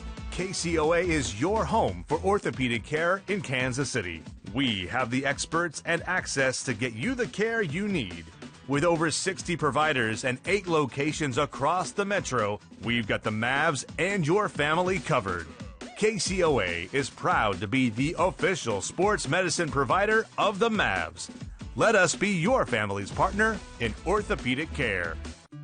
The letter K. It's a big part of what makes Kansas City great. It helps make the Kansas City Zoo roar. It's a home run for the Royals at the K. The Kansas City Chiefs won some big football games with it. You can't say Rock Chalk Jayhawk without it. And according to my son Wyatt, it's a big part of my name as well. Luke with a K. Welcome Luke with a K. First Warn 5 Chief Meteorologist Luke Doris. Only on KCTV5. The letter K. It's a 13:37 to go here in the second period. Mavericks trailing the Everblades by a score of 3-1 here in Game 1 of the Kelly Cup Finals. First ever Kelly Cup Finals appearance for the Mavericks in their 15-year history. It's been an impressive playoff push. The Mavericks have knocked off some impressive teams during this run. And they have a chance now to dethrone the 2-time defending Kelly Cup champions in this Florida Everblades team. Mavericks head coach and GM Tato had going up against his former associate Brad Ralph, who he served under in Florida from 2016 to 2020. Everblades work it back around to the far corner, picked up here by Ewens. A long lead pass. Chow spins it back into the Mavericks end. Picked up by Skirving and rolled into the corner. McLaughlin able to move it off for Duquette. Duquette hassled there along the end wall by Chow. And Brar played up the near side. Mavericks looking to clear it out here. Hampered a bit there by Skirving was Cotton. And now McLaughlin will slide it circle to circle for Marc-Olivier Duquette. Just past 7 minutes played here in the second. Here's Kolakowski back across Duquette. He's in, and a save made by Johnson with the blocker. Duquette had all kinds of space there, and a great save by Johnson. Here's another shot from McKenna, stopped by Johnson. Now lead pass, here's Lambden, left circle, a backhander, and a great save, Morris. Mark that one down, a 10-bell save from Cale Morris, absolutely robbing Logan Lambden. The Mavericks are able to get a number of nice chances in the offensive zone on this shift, and then it's Lambden who's sprung on almost a breakaway. It's incredible hustle by Nate Konepke, but still Lambden's able to cut across all of the crease and get the opportunity on Morris, but it's a strong right to left push here from Cale Morris to keep this deficit at 2 here for the Mavericks. Mark that one down if you're a Mavericks fan. Cale Morris, a tremendous stop there. The former Mike Richter Award winner, absolutely robbing Logan Lambden, the Michigan State product. Another guy part of that Kelly Cup winning team last season with the Everblades. 12.5 to go here, second period. Mavericks down 3-1. Cycle back down low. Here's Hosang. Hands it off. Smolika shot. Save Morris. Might have been blocked as well, partially by Andreev out in front. Andreev now up with it. He'll look to exit the zone. That is outlet pass blocked there by Hosang. Lambden, a good hit there on McKenna. Worked free for a shot from Wedman, wouldn't go. And now a big blast from Hosang and a save Morris. Lead pass too far for Andreev as this was launched down for an icing here on the Mavericks. What a bid there, Sean, for Josh Hosang. Yeah, he got himself into an area where could he rip a one-timer, and he's got a shot on him, and it's a nice save here from Cale Morris. This guy's getting into a rhythm after allowing 3 goals on 11 shots in the first period. He's standing tall right now. He's balling out right now for the Mavericks. Cale Morris up to 15 stops on the night so far. Won 21 games during the regular season, a career high for him. Here's Jacob Hayhurst. He'll feather it across. Andreev in stride. He'll take it down in the corner, going toe-to-toe there with Berzola. Andreev pokes it back to the blue line. Calvis, a wrister. Waffle boarded away there by Johnson. Back up with it is McPherson. McPherson surveys, hands it off to Walker, now down low. Hayhurst will chase after it. Calvis activates to keep it alive. Now McKenna. Out of the far corner. McKenna serves it down low. Walker jumping on a loose puck. As Borchard and Curry join Walker here on the ice. Out in front. And that one deflects high to the near glass. Eventually chopped out. Here's Carpenter up ice with sending Carpenter to the near circle. Shot! And that one off the crossbar. Carpenter thought he scored. No definitive signal from the official. Thrown back across and a good stick there by Theo Calvis to deflect it out. Here's Walker back in the zone. Now to Borchard, right circle. Spun one, save Johnson. Loose out in front. Johnson will sprawl to cover it. And the Everblades want a review here as Bobo Carpenter seemed to think that he beat Cale Morris upstairs. The officials now gathering down in the Florida end, and they're going to head over to the scorer's table and take a look here, it looks like, Sean. Yeah, this one either went off the crossbar like we thought it did, or it goes off the back post because it immediately catapults to the other side of the net. It went off a bar. It's just now determining which one. So we're going to take, and along with the referees, another look. This was a nice shot by Carpenter, and regardless, he either scores and makes this a 4-1 game or just misses on the 2-on-1 opportunity. What a release there from Carpenter. You could see the celebration right as that puck hit the crossbar. And so he clearly thought he scored. There was no signal on the ice from the official. There was no washout either, so it's going to be interesting to see what they're looking at here. Taking a look at the overhead on the opportunity in the box right now. Taking their time with this one, a lot to determine here. This is a huge moment in this game, obviously with the Mavericks down 3-1. And Florida looking at potentially a 3-goal lead. If that is the case, still plenty of time, though, for this Mavericks team. We're not even halfway through this second period. Cale Morris has been absolutely spectacular here in the game, especially in this second period, as the Everblades have had some pretty solid scoring opportunities. As we continue our review here, the officials really taking their time. They obviously want to get this right, Sean, as this is, like we mentioned, a crucial point in this game. Yeah, very big moment. Yeah, you'd think it'd be a little bit more simple. It either goes in or not, but maybe they're just looking to see if maybe it did make contact with the back bar but didn't fully cross the red line. These are all things that they're considering in the box right now. And like we mentioned, Certainly a lengthy review here as it continues.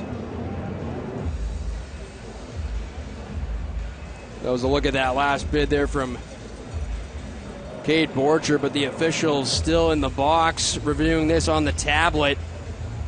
Bobo Carpenter, whose shot is in question here inside the scorer's table, whose father, Bobby Carpenter, played over 1,100 NHL games across 18 seasons for the Bruins, Rangers, Kings, Capitals, and New Jersey Devils. We talked about him, Sean, in the pregame. Came into the game leading the Everblades in goals and points. He already has a goal here tonight. Here's the call on the ice. After review of the play, the call on the ice has been overturned. We have a good goal. And it is called a goal as Bobo Carpenter will pick up his second of the game to give the Everblades a 4-1 lead. And we're going to have to tack on some time back on the clock here as the play was not stopped. Obviously, additional play continued, so they'll have to head back and adjust the clock appropriately here.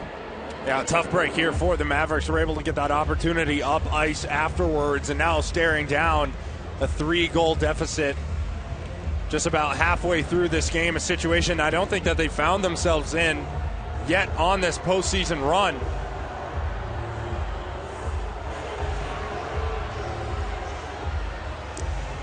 They're just doing a quick review to determine how much time was left on the clock. But either way, 4-1 now the lead here for Florida. To 11-10. The Mavericks held the Toledo Walleye to 2 goals or less in all but one game in that Western Conference Finals series.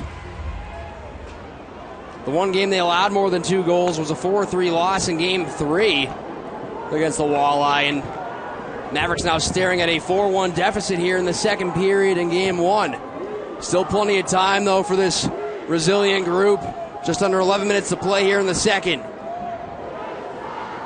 Roll back behind the Maverick net, played by Sullivan. Duquette trying to feather it back for McLaughlin. Duquette now trying to jar it free. Up the far boards. Here's Chow walking in, a tight turn, back to the line. Smolek a shot, and he scores. Reese Smolek with a dart from the high slot, able to beat Cale Morris high glove side. And the Everblades now with a 5-1 lead with 10:32 to go here in the second.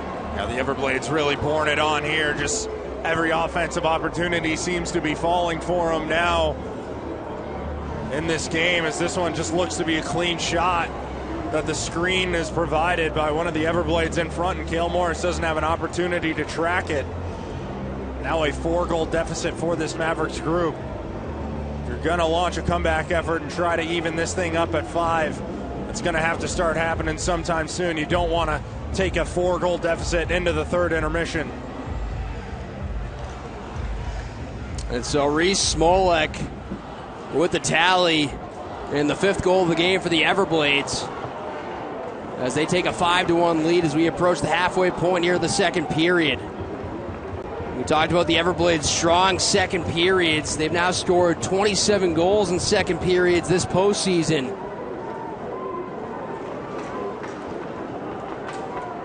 We'll see if the Mavericks can mount a comeback effort here. This one's launched out to center ice off the stick of David Cotton, so no icing.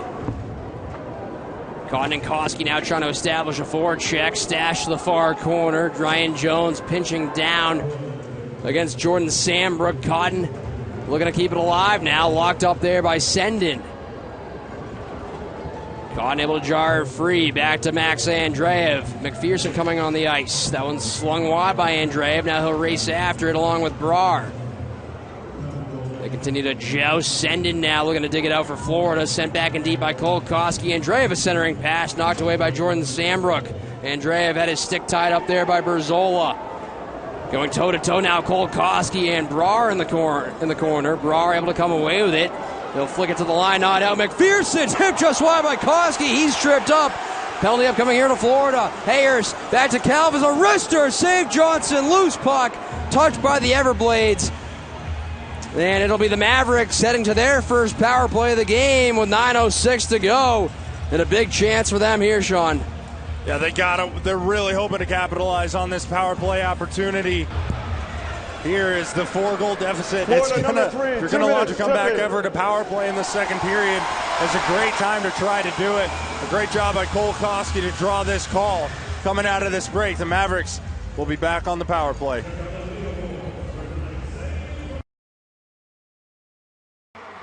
Our players feed off the fans' energy.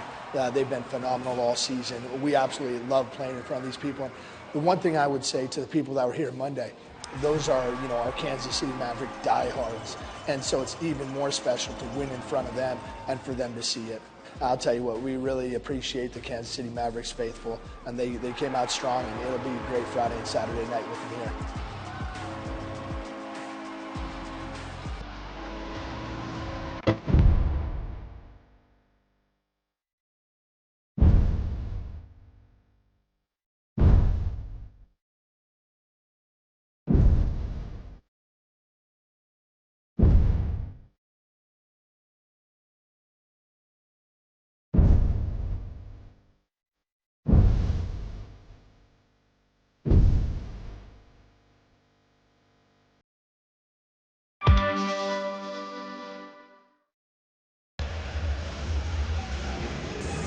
Welcome back. 9:06 to go here in the second period. Mavericks heading to the Independence Utilities power play for the first time here tonight. They come in clicking at 16.7%. And a huge opportunity for them to get a goal back and cut into this Florida lead. It's Zach Brazola in the box for tripping for the Everblades. Here's Walker down to the near corner. He'll play it behind the net for Cotton. Far side, Andreev trying to float it up top, picked off by Carpenter. Racing up ice with Chow. Carpenter across, and they score. Oliver Chow, a shorthanded goal to give the Everblades a 6-1 lead with 8:51 to go here in the second. When it rains, it pours, and that's what's happening for this Florida Everblades team right now. And just an unfortunate play inside the zone to spring this 2-on-1 here for the Mavericks, and it's a really nice pass from Carpenter. Cale Morris not left with an ample opportunity to try to make this slide and make the save. 5-forward unit jumping on now to try to at least break even on this power play here for the Mavericks. It's the third shorthanded goal of the playoffs for the Florida Everblades as they take a 6-1 lead.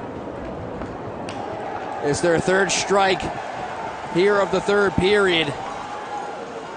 Second goal for Oliver Chow here in the game. Mavericks still with a little under a minute and a half to work with here on the power play. 8.5 to go in the second period. Here's Jeremy McKenna gliding in. He'll roll it into the corner. Kate Borger giving chase. Hayhurst rotates it far side. Curry on across now for Jeremy McKenna. Down low, too far for Borchard. Smolek able to work it free. Here's Ewens. He'll shovel it up the near side and back out to center. Kolakowski now with a minute to go on the Mavericks power play. Nolan Walker over the boards. 8 minutes to go in the second period. Mavericks trailing the Everblades 6-1 here in game one. Nolan Walker taking it wide behind the net now to Patrick Curry, far half boards. Banks it back up top. Koski walking in, out in front, tipped on by Borchard, saved Johnson, and cleared by Sendin. I don't think Borchard realized the amount of space he had in front of Johnson there. He opts to go for the quick tip. He had the opportunity to spin around and take a shot there if he had realized there were defenders just more than a couple feet away from him. Mavericks with 7 power play goals in the playoffs. 3 have come here at home. They got 20 seconds to work with here on this Independence Utilities power play. Patrick Curry giving chase, shoveled up the far boards, held in there by Marc-Olivier Duquette. Try to drill it back down low. Whistle here on the Mavericks for a hand pass with 10 seconds to go on the man advantage and 7:15 to go in the second. You can see Tato Had trying to switch things up a little bit here. He's put Nolan Sullivan and Justin Nachbar out there still with 10 seconds remaining in this power play. So either way, down 6-1 here. You got to be desperate to try to find some motivational factor that can either carry you through the rest of this game or at least give you some sort of spark before these two teams meet again here tomorrow night. Face-off right outside the Mavericks' offensive blue line, won cleanly by Nolan Sullivan. We've said that a few times. Here's Marc-Olivier Duquette back for Jacob Hayhurst. Jacob Hayhurst will turn on the Jets. Nolan Sullivan will rifle one back in around the roulette wheel near side. Poked free there by Riley. Sullivan, good work here on the forecheck. Riley back up with it for Florida. Kept alive by McLaughlin at the left point. McLaughlin delays, hands it back in deep. Out of the reach of Sullivan. Lambden able to elbow it back to center ice for the Everblades. Gun right back in by Marc-Olivier Duquette. Wholesale change here for the Mavericks. Launched out to center ice. He was behind Hosang. He'll burrow in after it. Spun one out in front. Steered away to the far boards by Jake McLaughlin. McLaughlin trying to take it away there from Wedman. Here's Borchardt up with it. Across the knockbar. His return pass knocked away there by Wedman at center ice for the Everblades. And it's angled back in by Knockbar. Knockbar, good hit there on Berzola in deep. Knockbar always bringing the energy for the Mavericks. Here's Borchardt, centering pass, and McPherson blocked away. Another chance, and a glove save by Johnson on Knockbar in tight. I think Justin Knockbar is going to have to play a pretty big role for this Mavericks team the remainder of the game. One of those depth pieces, he has that big body. You want to see him using it like a bulldozer the remainder of this game to try to spark some offense. As you see it right there, makes the big hit. It frees up the opportunities right there in front of the net, but Cam Johnson is able to make the nice save. Justin Knockbar, who had a goal in Game 6 this past Monday against Toledo. He's got 2 goals and 5 points in the playoffs. Like we mentioned, a guy who always brings it in terms of physicality. Led the ECHL in fights last season. He's got 1 fight here in the playoffs. Here's a pinballing puck behind the Florida net. Nolan Walker now out of the near corner. Walker crunched there, and a good hit from Smolek. Skirving up the near side. Borchardt a steal, and a big save on Curry by Johnson. Here's McPherson at the blue line. Towards the net, blocked away. Calvis a try, and that one deflected wide. Here's Berzola, steers up the near boards, and it's back into KC territory with 5.5 to go here in the second period. Best chance there probably for the Mavericks in the second period from Patrick Curry just a moment ago. Here's Jake Jaremko now in pursuit along with Kolakowski. Been one of the Mavericks' most consistent lines in the playoffs. Konepke back down low. Jaremko shielding against his former teammate Jordan Sambrook. Trying to wedge it out there was Lansdell. Lansdell now back up with it after Sambrook was shoved to the ice. And he'll angle it out to center ice. Here's Sendin weaving back in. Driving wide against Ryan Jones, pulling up at the corner. Drops it back. Here's Carpenter in the far circle. A shot, and that one ricocheted wide. Might have got a piece of Morris and out of play with 4:46 to go here in the second. Yeah, really hoping that the Mavericks can try to find some offensive momentum to carry into the third period. That'll hopefully start after this media timeout. We'll be back right after this. We're proud to call Kansas City home. Like everyone here, we know we've got the best barbecue. But we're also pretty good at pasta, tacos, and even beer. We love our sports. We love our city. And we love supporting each other. There's a lot to love about Kansas City. And at Price Chopper, we love serving you. Thank you, Kansas City, for always having a place for us at your table.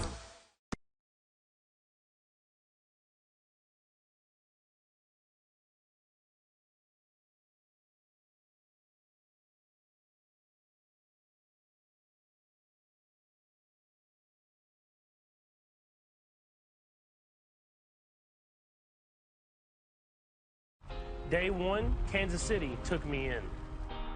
They didn't know who I was. They didn't know what we could become. Still, they took a chance, and so did. Don't miss a minute of Mavericks playoff action. Be sure to call 816-252-7825 or visit Ticketmaster to reserve your tickets for Game 2 tomorrow night. Tickets are selling fast. Mavs country, you don't want to miss a minute of the Mavericks push for the Kelly Cup. 4:46 to go here in the second period. Bobo Carpenter, Reese Smolek, and Oliver Chow have all scored for the Everblades here in the second period. Shots are 13 apiece here in the second, so it's not like the Mavericks have lacked scoring chances. They're 23-21 in the game for Florida. Defensive zone draw one cleanly here for Nolan Sullivan. The Mavericks will look to advance out through center. Here's Sullivan on the move. On right wing, trying to sidestep Ewens. Picked up in the corner now by Cole Moberg, and puck out of play here. Off the deflection.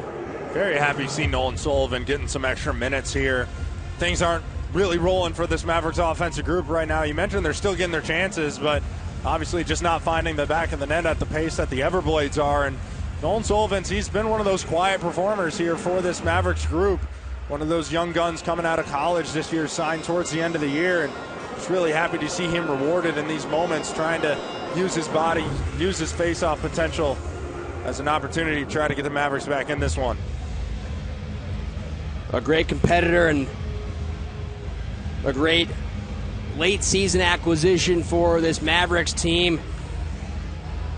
One of several guys that joined the Mavericks from collegiate play late in the year. They've had a great depth to this Mavericks lineup. 4:34 to go here in the second period. Mavericks trailing the Everblades 6-1 here in Game 1 of the Kelly Cup final. Florida, the first team in ECHL history to make a Kelly Cup final for 3 consecutive years. Here's McKenna. He'll shovel it back down low. Kept in now by Ryan Jones. He'll jam it down the boards. Here's Sullivan. A-framing against Ewens. Sullivan, good job shielding the puck. Low to high for Jones. Winds up, hands it off. Hayhurst now to Konepke. Wrister blocked away by Moberg. Konepke around the roulette wheel, looking out towards the blue line. Across now to Jones, left point. Blocked to center by Bobo Carpenter. And all the way back down into the Mavericks defensive end. Cale Morris out to play it. They'll move it off to Ryan Jones and bank it back around the cage for Konepke. Jones. Little chip pass up ahead. Nolan Walker now in stride. Walker racing in, stood up in the right outside the blue line, and now rimmed around to the far side by Smolek. All the way back down to the KC end, and this will be icing on the Everblades with 3:35 to go in the second. One of the linesmen picking up a helmet out onto the ice, but see the Mavericks, like you just mentioned, Joe, the Mavericks are not getting significantly outchanced or outshot as a 6-1 lead would have you believe. They're still getting their opportunities, and that's when we've heard some of these players talk about that's the real desperation time of when you have to be nervous, is when you're not getting the chances. Mavericks, they've still had a number of nice chances, just not finding the net right now. Sent back in deep, Cade Borchard trying to protect it away there from Smolek. He's rocked against the corner glass. Borchard trying to slip free, he does. Back to McLaughlin, a wrister blocked away by Oliver Chow. Chow, aerial pass down the right wing, into the corner goes Jostling against Jake McLaughlin. Chow digs it free, and now here's Marc-Olivier Duquette behind his own net, up the far boards. Patrick Curry pulls up. Centering pass out of the reach there of Jake McLaughlin. Here's Jostling back into the zone. Right wing feed for Pendenza behind him. Offside here on Florida with 2:57 to go as Pendenza and McLaughlin collide there right as the whistle was being blown. Pendenza, another grizzled vet on that Florida roster, a 10-year pro. It's his 5th year with the Everblades. Floated between the ECHL and the AHL here throughout his professional career. Had a stint with the Idaho Steelheads. 2:57 to go here in the second period. The Mavericks have won Game 1 in each series here in the postseason, but staring at a 5-goal deficit here, under 3 minutes to go in the second period. Mavericks, of course, snapped the Toledo Walleyes' 22-game winning streak in Game 1 last series in the Western Conference Finals. Looking to snap Florida's Kelly Cup winning streak here this series. Offside here again on Florida. With 2:40 to go in the second. See David Cotton taking some exception to Wedman playing that puck towards Cale Morris after going offsides there. Yeah, Matt Wedman, who was acquired by the Everblades at the trade deadline for, this name might sound familiar, Sean, Luke Santurno, former Mavericks forward. Wedman actually made his debut with the Everblades in the playoffs in the first round back against Jacksonville. The Everblades actually trailed the Icemen 3-1 in that series, won 3 games straight to upset the Icemen winning in 7 games. The Mavericks, of course, sweeping the Tulsa Oilers in the first round. They beat Idaho in the second round in 5 games, and then the Walleye in 6 games in the conference finals. Here's Lambden back in for Florida, plays it down into the near corner. Wedman locked up there by David Cotton. Sent out in front, Lambden, a chip shot, and he scores. Logan Lambden, a fluttering shot, beating Cale Morris. And the Everblades take a 7-1 lead with 2:05 to go here in the second. Sometimes when it's just not your night, it's just not your night. I think this one goes off of Theo Calvis. It gets past Cale Morris as to just really rub insult to injury here. It's the opportunity from the slot. You can see it just flutters like you mentioned, and this one looks to go in off of friendly number 7 to put the Everblades up by 6 here in the second period.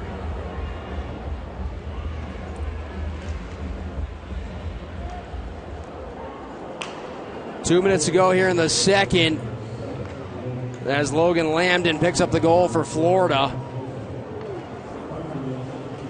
Sent back towards that, but wide that time by Moberg. Chip back in deep, now by Skirving.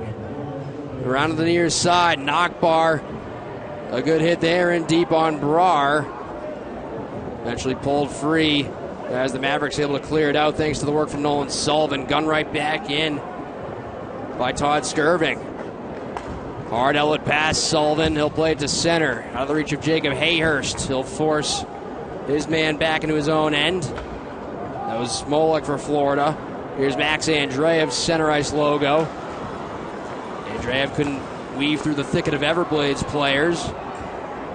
Taken away now by Sendon. He'll race back up ice with Carpenter and Lansdale. Sendon going wide. Now for Carpenter. A good back check by the Mavericks. Floats back towards the net. Now it's sent back up top. Kept in there by Smolek. Here's Marc-Olivier Duquette behind his own net. Pressure from the corner by Sendon. Able to work it through. And now Andreev, an outlet pass for McKenna. To the Florida line. Knockbar losing a handle. Now it's controlled by Jordan Sambrook. Sambrook, who played all 6 games last year for the Mavericks in the playoffs. We have an injured Everblade on the play. Looks like it's Oliver Chow, keeled over as he heads back to the Florida bench. 30 seconds to go here in the second period. Here's Jeremy McKenna deflecting a puck in. Max Andreev giving chase. High lift back to the KC line with 20 to go in the second period. Here's Justin McPherson. They'll flip it back to center ice. Curry back to McPherson. Rink wide, Calvis. On the money now for Curry. Curry knifing in, pulls up. Rocked there by Lambden. Here's Pendenza back up ice. They'll shovel it in the far corner. Now we got Curry jousting in front of the Mavericks bench.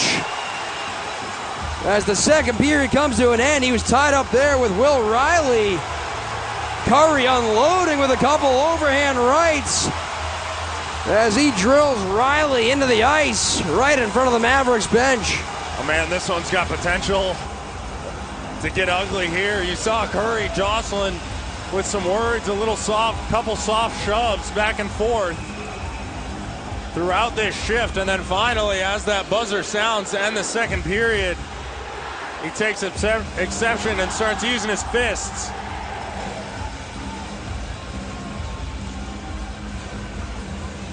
And so some fireworks here to end the second period, and maybe a source of momentum for the Mavericks heading into period number 3 as Will Riley heads off. All the players pretty much still on the ice right now. The clock showing zeros here as the second period coming to an end, as the Everblades will take a 7-1 lead heading into the second intermission. But Patrick Curry getting an ovation here from the home faithful. The Mavericks exit the ice at the conclusion of the second period. Definitely a situation they haven't found themselves in before, down by 6 goals. Really like to see that fight out of Patrick Curry. He's certainly not happy with the scoreboard right now, but coming into the third, they'll look to build some momentum, take things one shift at a time, and you never know what can happen. We're going to take a quick break. Mavericks trailing the Everblades by a score of 7-1 here after 2 periods of play. Shots 26-23 for Florida. We'll come back and break it all down after these words. This is a special group. I've been coaching this league for 11 years. I think this is one of the most special teams I've ever coached. And so for the greater Kansas City area to be able to watch them and just see how special they are, that's incredible. And any ways that we can grow the game in the Kansas City metro area, we want to continue to grow the youth hockey market and get people to understand who the Kansas City Mavericks are.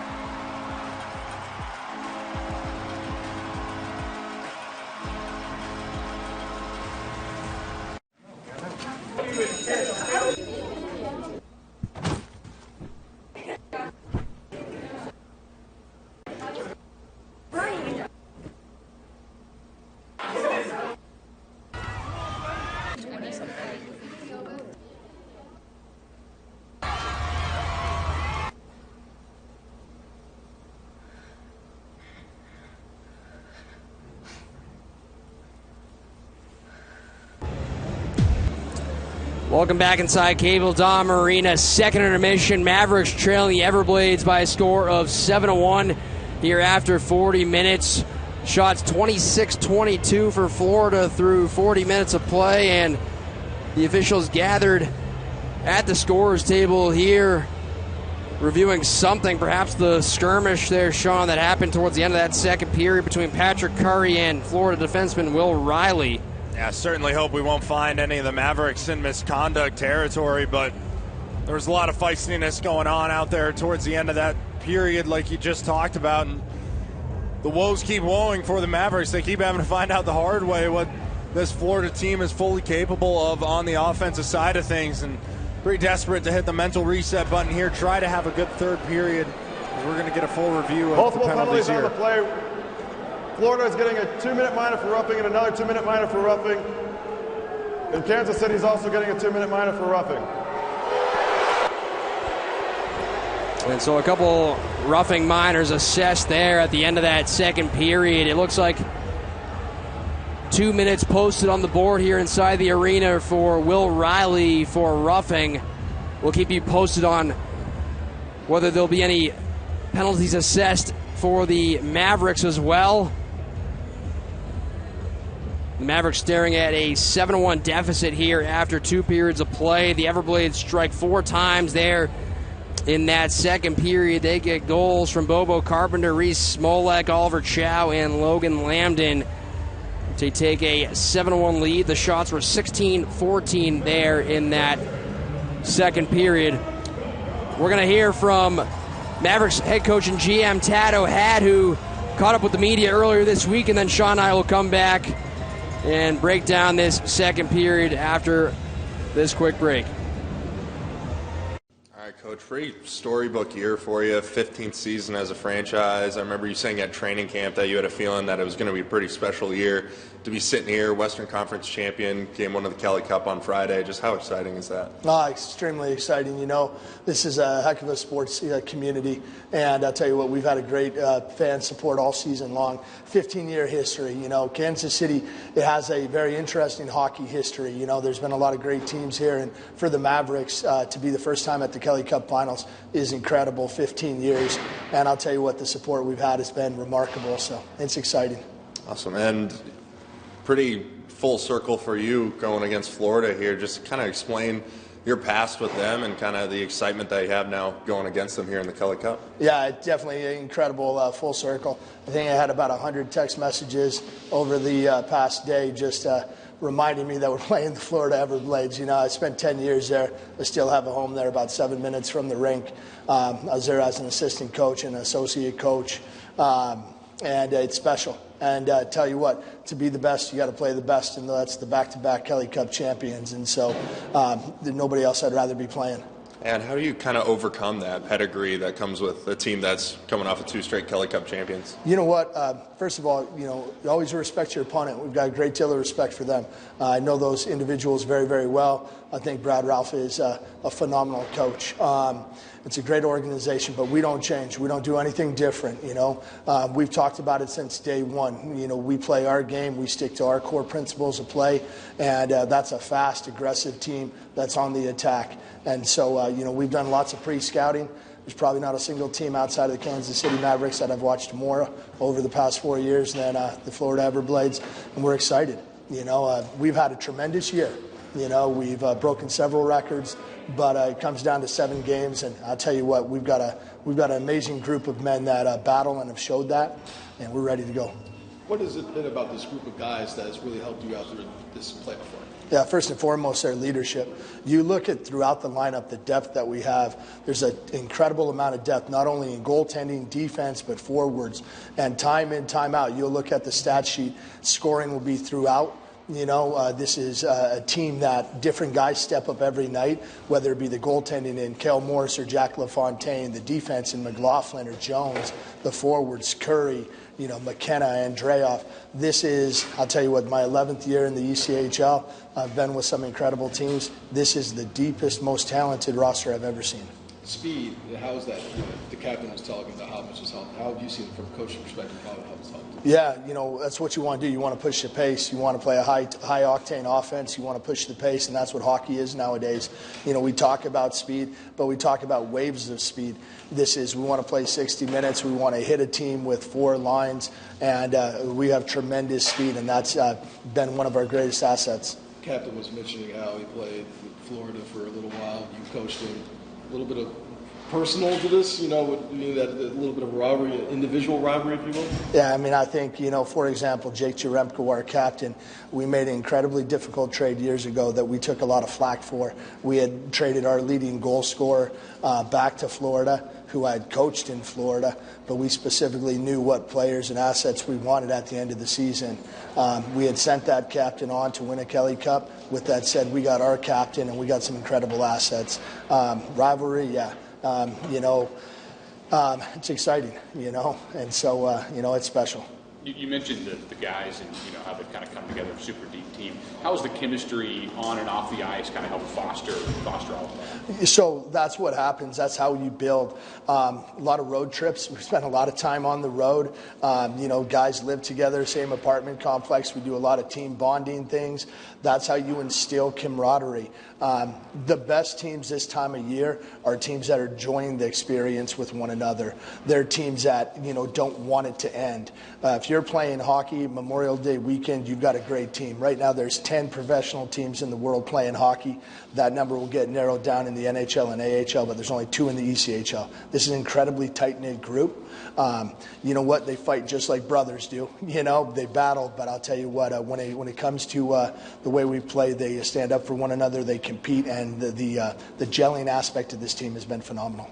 Awkward 3 games, the 4 games in the last series, but now you get the traditional 2-3-2 with the home ice. How much has home ice been an advantage for you guys in football? Yeah, you know what? It's been incredible. This is an amazing environment here at Cable Dahmer Arena. Our fan base has been terrific. You know, we expect sellout games on Friday and Saturday, and so to be able to have that advantage in last change on Friday, Saturday, and then, you know, is game 6, 7, that's huge. With that said, we don't back down from the road. You know, it's the winningest team in ECHL history on the road. We've talked about that pirate mentality going on the road, and so I don't care where the game's played. You know, we want to get after it. Coach, real quick, going back to Game 6 on Monday, an emphatic 7-1 win against Toledo. You guys get Jacob Hayhurst back in the lineup. He picks up a couple points. How big was that getting him back for you guys? So that was a huge addition. You know, Jake brings a lot of speed to the lineup. You know, he had been out and he came back. He was definitely a shot to the arm. It was huge. It was instrumental. I know before that game you were expecting another low-scoring affair. Obviously, it was a little bit of a different outcome there. Were you surprised how that game unfolded, just given how tight the past few games had been? We had a meeting at 7:45 a.m., and you could tell kind of the calm before the storm. Guys were pretty locked in. Guys were pretty furious how they played the game before. And, you know, did I expect a 7-1 win? No. You know, did I expect us to bring 60 minutes of hockey and our best effort 100%? And this group surprises me often, and they did again. You mentioned that Kansas City kind of has an interesting history with hockey, right? You know, are you guys turning this town into a hockey town moving forward? Yeah, I think this will always be a Kansas City Chiefs town, but I'll tell you what, this is looking back, whether it be the Blades or the Scouts, this is a really rich history, in hockey. Now the Kansas City Mavericks have the longest tenured pro team, which is something very special because, minor pro hockey is tough. And so been here 15 years, and we want to give our fans something to, to enjoy. I remember when I took the job, there were so many people that hadn't even heard of the Kansas City Mavericks. And so this group is special, and the fans that support us are very special, and we want to bring something to them. Coach, you finished first in the regular season. In the second round, you take on the third best team from the regular season, beat them in 5. In the third round here, you take on Toledo, who's riding a 22-game win streak, take them out in 6. Just how fun is it to be able to stare down some of the best competition in the ECHL and knowing that you've got the faith in your guys to get it done and that there really isn't doubt that you can go out and win these hockey games? Yeah, I think it's very special. All year we've talked about, building strength through adversity, sharpening our sword. And, for a team that was predicted not to make the playoffs, I think that, we've shut up a lot of naysayers. Idaho, excellent team all year. Phenomenal team. Great organization. Toledo, great organization. Almost an arrogant organization when it comes to their regular season success. And so, we went there for 3. And then, we've had a tough road, but we haven't backed down. And that's what I appreciate about these men, is that we don't back down. We understand that we're sharpening our sword and we're getting better through adversity. And you want to be battle tested. If you want to win a championship, you're going to play good teams, and that's going to make you better. And so I respect that about these men.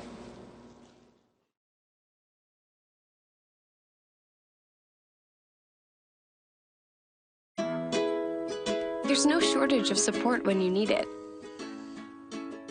We celebrate unique milestones. We forge special bonds and encourage each other.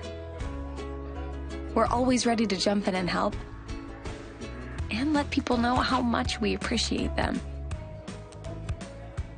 It takes someone special to be a nurse. If this sounds like you, join us by visiting showupfornurses.com. Hey guys, it's Isaiah from Shields, and it's springtime, and what that means is it's grilling season. If you want to swing on in, we have everything that you could possibly need. We have sauces, we have seasonings, we have everything from grills, smokers, pizza ovens, griddles, all the good stuff. Just swing on into your local store or check us out online at shields.com. Stay hungry.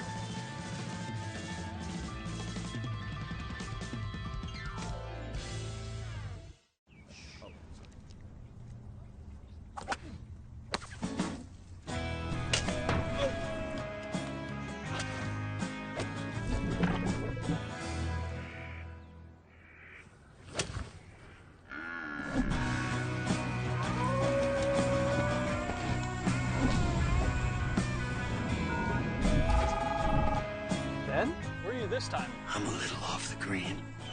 Okay, here's what you're gonna do. The best hockey team in Kansas City's history is 4 wins away from raising the Kelly Cup and bringing another trophy home to Kansas City. Mavericks fans, you do not want to miss a second of this historic season and historic series. Get your tickets now at kcmavericks.com/tickets.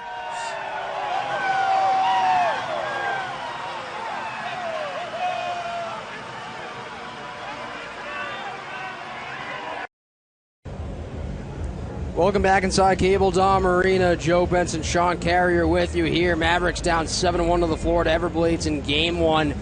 We're going to take a look back at Jeremy McKenna's hat-trick performance in Game 6 of the Western Conference Finals this past Monday on Memorial Day. McKenna has the lone tally for the Mavericks here tonight. The best hockey team in Kansas City's history is 4 wins away from raising the Kelly Cup and bringing another trophy home to Kansas City. Mavericks fans, you do not want to miss a second of this historic season. Now for Sullivan, here's McKenna with a step. McKenna's in, back in, he scores!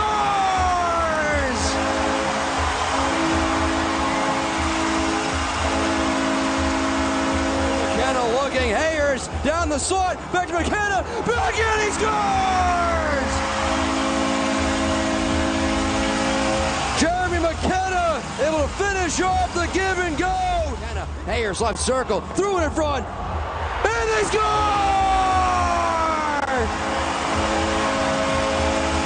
Jeremy McKenna records the hat trick. It's his third hat of the year.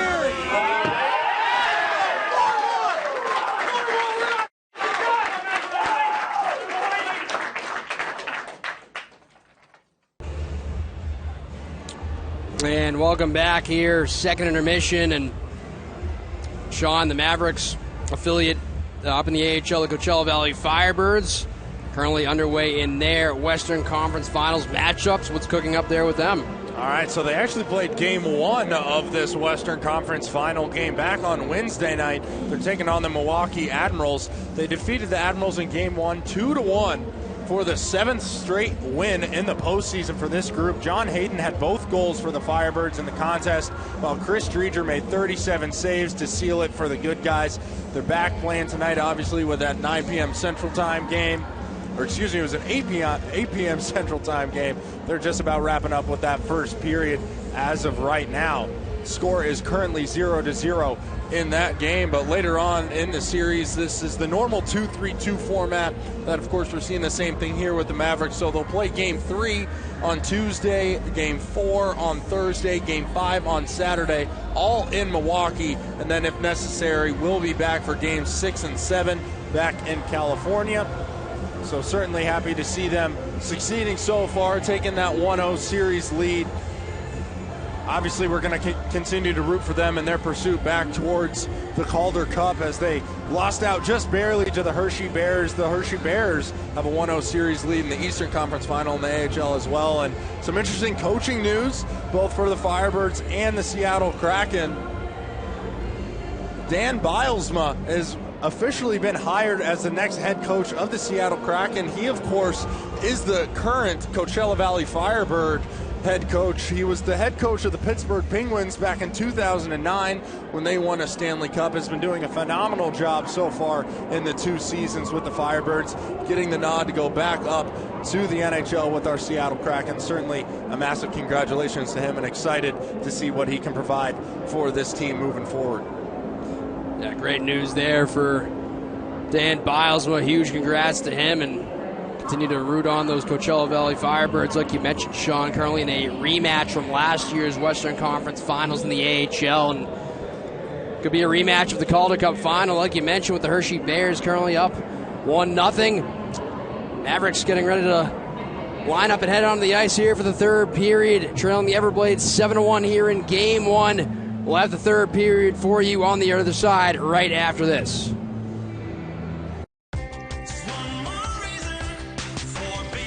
Big O Tires, we do things differently for a lot of reasons. And one is to get you the best deal possible. Handling the cost of car repairs can be a challenge, but we're here to help. Our no credit needed financing or 0% interest also come with exclusive benefits, so you can get back on the road. Financing, it's one more reason. Big O is the team you trust. Optimal performance is our goal both on and off the ice. KCOA is your home for orthopedic care in Kansas City. We have the experts and access to get you the care you need. With over 60 providers and 8 locations across the metro, we've got the Mavs and your family covered. KCOA is proud to be the official sports medicine provider of the Mavs. Let us be your family's partner in orthopedic care. The letter K. It's a big part of what makes Kansas City great. It helps make the Kansas City Zoo roar. It's a home run for the Royals at the K. The Kansas City Chiefs won some big football games with it. You can't say Rock Chalk Jayhawk without it. And according to my son Wyatt, it's a big part of my name as well. Luke is a K. Welcome, Luke with a K. First Warn 5 Chief Meteorologist Luke Doris, only on KCTV5. Yeah, it's great. You know, if like things aren't necessarily going your way, you know, you can get a little bit boost from the crowd, or say you're down 1 goal, all you need to do is, you know, put one in, get the crowd on your side, and feel like it's a little bit more of a wave coming. So yeah, we use our fans as best we can, and they've been great for us. So we're looking forward to filling this place up. I mean, obviously it's the first time in team history, so yeah, it's going to be something to see. It's got to be a cool feeling for them, and you know, it's a cool feeling for us, and we're gonna try to take care of it on home ice. Welcome back inside Cable Dom Arena as we get you set for period number 3. And Jack LaFontaine has come in to replace Cale Morris here in between the pipes for the Mavericks to start the third period. Mavericks also starting on the power play.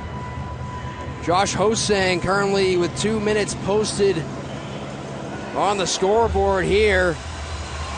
Assessed a double minor for roughing. It was Will Riley who was actually assessed the minor. Currently 2 minutes posted for Hosang. May just be an error here inside the arena. Nonetheless, the Mavericks will be on the man advantage here to start the third. It'll be their second Independence Utilities power play of the game as they try to cut into this 6-goal deficit. This one's gunned down the ice and caught by Jack LaFontaine.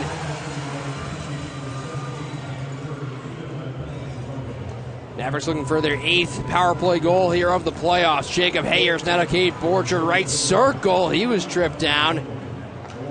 Sullivan now hands it off out to the blue line. Koski walks in, dealt it for McKenna. Shot, that one ricocheted to the far boards.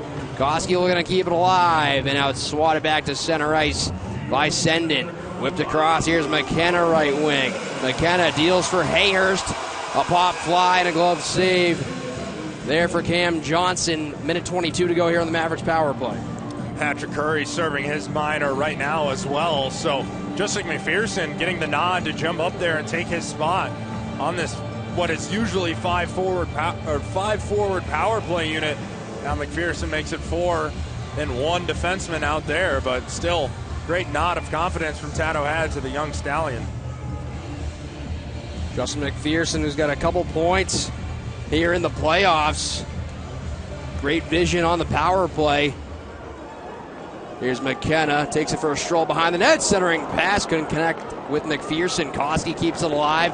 They'll float it down the far wall, and now it's gone all the way down the ice by the Everblades. About a minute gone here in the third period, and a minute to go on the Mavericks power play. Brought to you by Independence Utilities. Here's Ryan Jones. We got 6 points here in the playoffs. Here's Nolan Walker now gliding through center ice.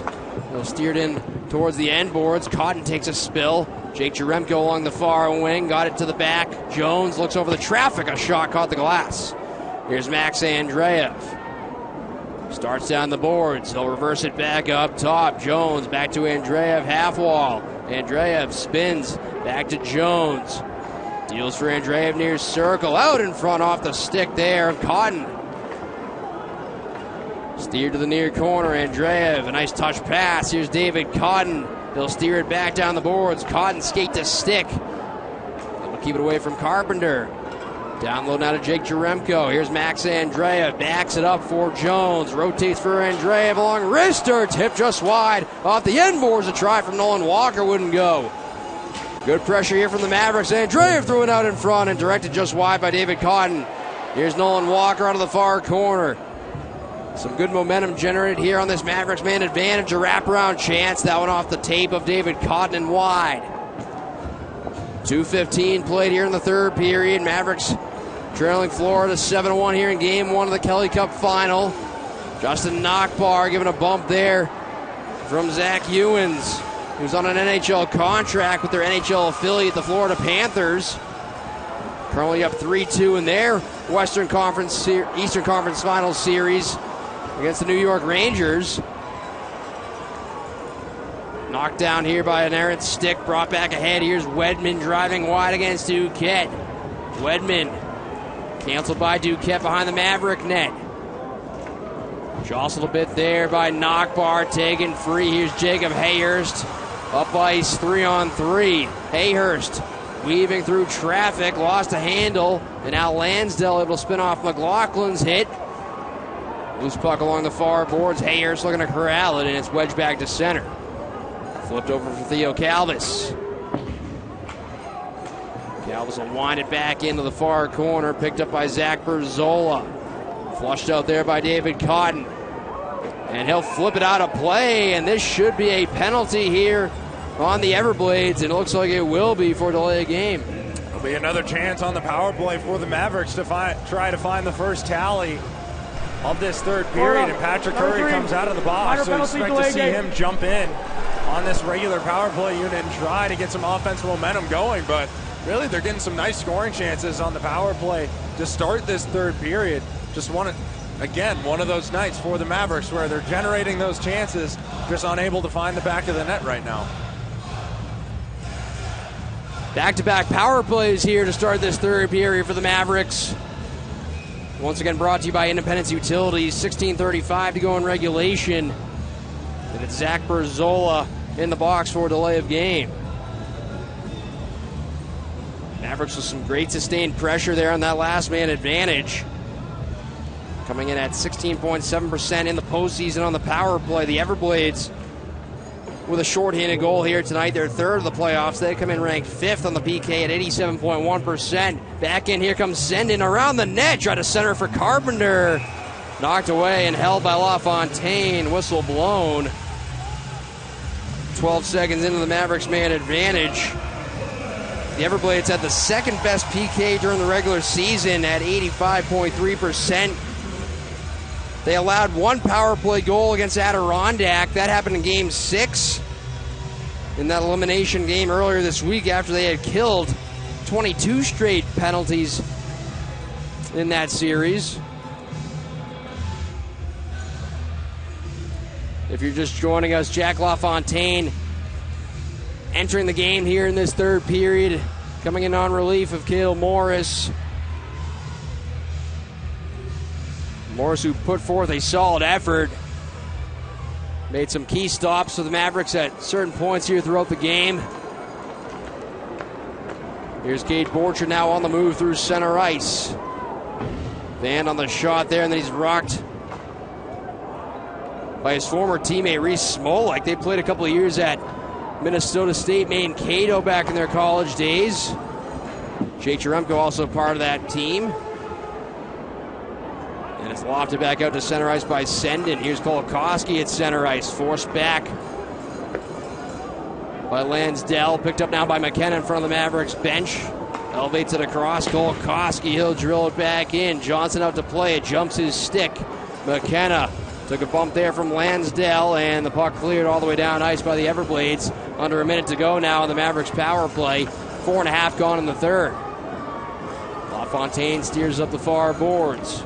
Here's Nolan Walker. He'll leave for David Cotton. Walker now on the move. A lead pass intent for Cotton. Knocked away by Sean Jostling. Cotton looking to go to work behind the net. Reversed up the far side. Held him by Jones. Taps for Jaremko. Diagonal feed. Andreev walks in. A shot blocker save Johnson. Andreev able to nearly keep it in. Here's Jostling back up ice, looking, played it across, deflected in, a save made by LaFontaine. And then shoved to the ice there was Pendenza, the Florida captain. This play was really broken up by a fantastic back check by Max Andreev. Ryan Jones does enough to kind of just stall this 2-on-1 play, and Andreev's able to get into the passing lane and disrupt this pass. It does trickle on to Jack LaFontaine, but either way, we'd love to see the hustle out of Max Andreev. Max Andreev always brings it every single game. A guy the Mavericks missed dearly at the beginning of this playoff push after he had to serve a 5-game suspension. Came back in Game 2 of that series against Idaho in the second round. He's been absolutely stellar in his return. He was third in the rookie scoring race this year with 73 points during the regular season. And first in the ECHL as a plus 34. Here's McPherson back to collect. And the power play comes to an end for the Mavericks. 5.5 gone here in the third period. Here's Sullivan on right wing. Had it picked off there by Berzola, fresh out of the box for Florida. Callis will tap it back for Justin McPherson. Here's Jeremy McKenna. He'll loft it into the corner. Nolan Sullivan giving chase. Bouncing off the hit there was Smolek. Able to peel away with it. Hand it off for Skirving. Skirving lifting it back down the left wing. Smalling a centering pass, and that one deflects in off Marc-Olivier Duquette. Past Jack LaFontaine. And the Everblades continue to get lucky bounces here tonight as they take an 8-1 lead with 14 minutes to go here in the third. Sometimes it's just really not your night, and that's what's happening here for the Mavericks, as this is 2 now own goals in a row here to pad the lead for Florida. You can see this was just a pass attempt, and Marc-Olivier Duquette is going right in front of Jack LaFontaine, just trying to get in front of this passing opportunity, and it goes right off of his back past Jack LaFontaine, and Everblades now up by a touchdown.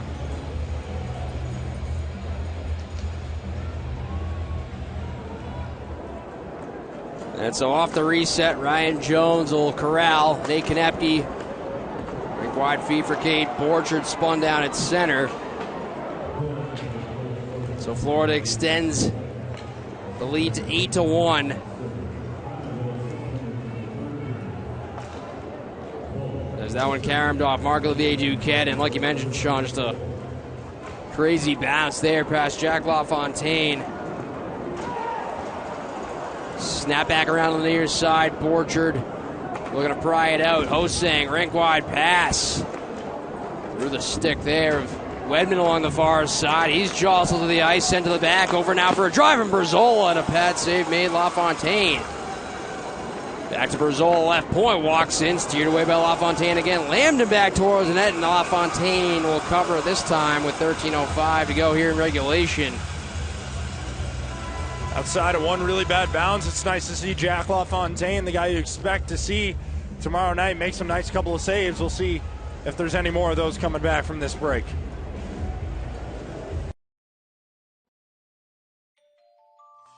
From a world of darkness,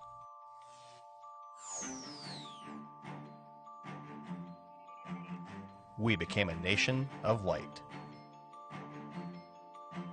A nation powered by electricity. A nation powered here in Kansas City by IBEW Local 124.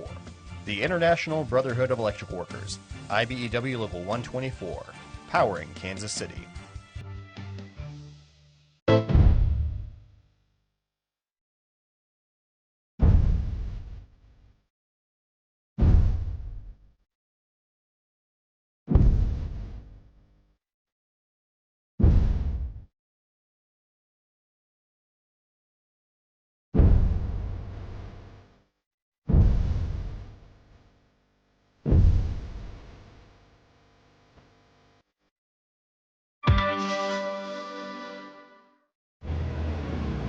Welcome back. 13:05 to go here in the third period. Sean Carrier, Joe Benson with you here.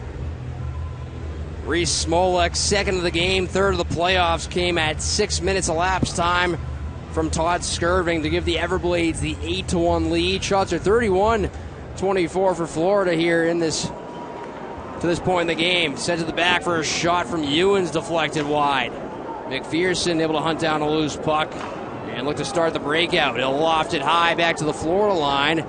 Pawed back out to center ice there by Ewens and corralled by Jake Jaremko. He'll filter it across. Here's Koski in stride. Rolls it behind the net. Here's David Cotton, smoked out there by Ewens. Riley trying to execute a breakout. Crunched by Cotton. Here's Koski, shielding in the far corner. Works it free. Cotton serves around the near boards up to Calvis. Hands it back in deep. Cotton to Koski, a one-timer save. Johnson, he'll hold. Headquartered in Kansas City, Lockton is a proud pillar partner of the Kansas City Mavericks. Lockton is the world's largest insurance brokerage, providing customized solutions to meet your organization's insurance, risk management, and employee benefits needs. Lockton is dedicated to serving their clients, associates, and communities. Just hasn't been the Mavericks' night in terms of finding the back of the net. They're doing a nice job generating chances, but you want to just continue to try to ease this wound that this 7-goal deficit now has you in and try to build some momentum ahead of tomorrow. Duquette across the line to Jake McLaughlin. He'll stash it back in deep in the corner. Picked up by Berzola, the former Cincinnati Cyclone, and it's chopped back out to center ice. Here's Patrick Curry on the re-entry. They'll fling it into the near corner. Good crunch there by Nolan Sullivan. Rimmed up the near side, and Marc-Olivier Duquette took a high stick there.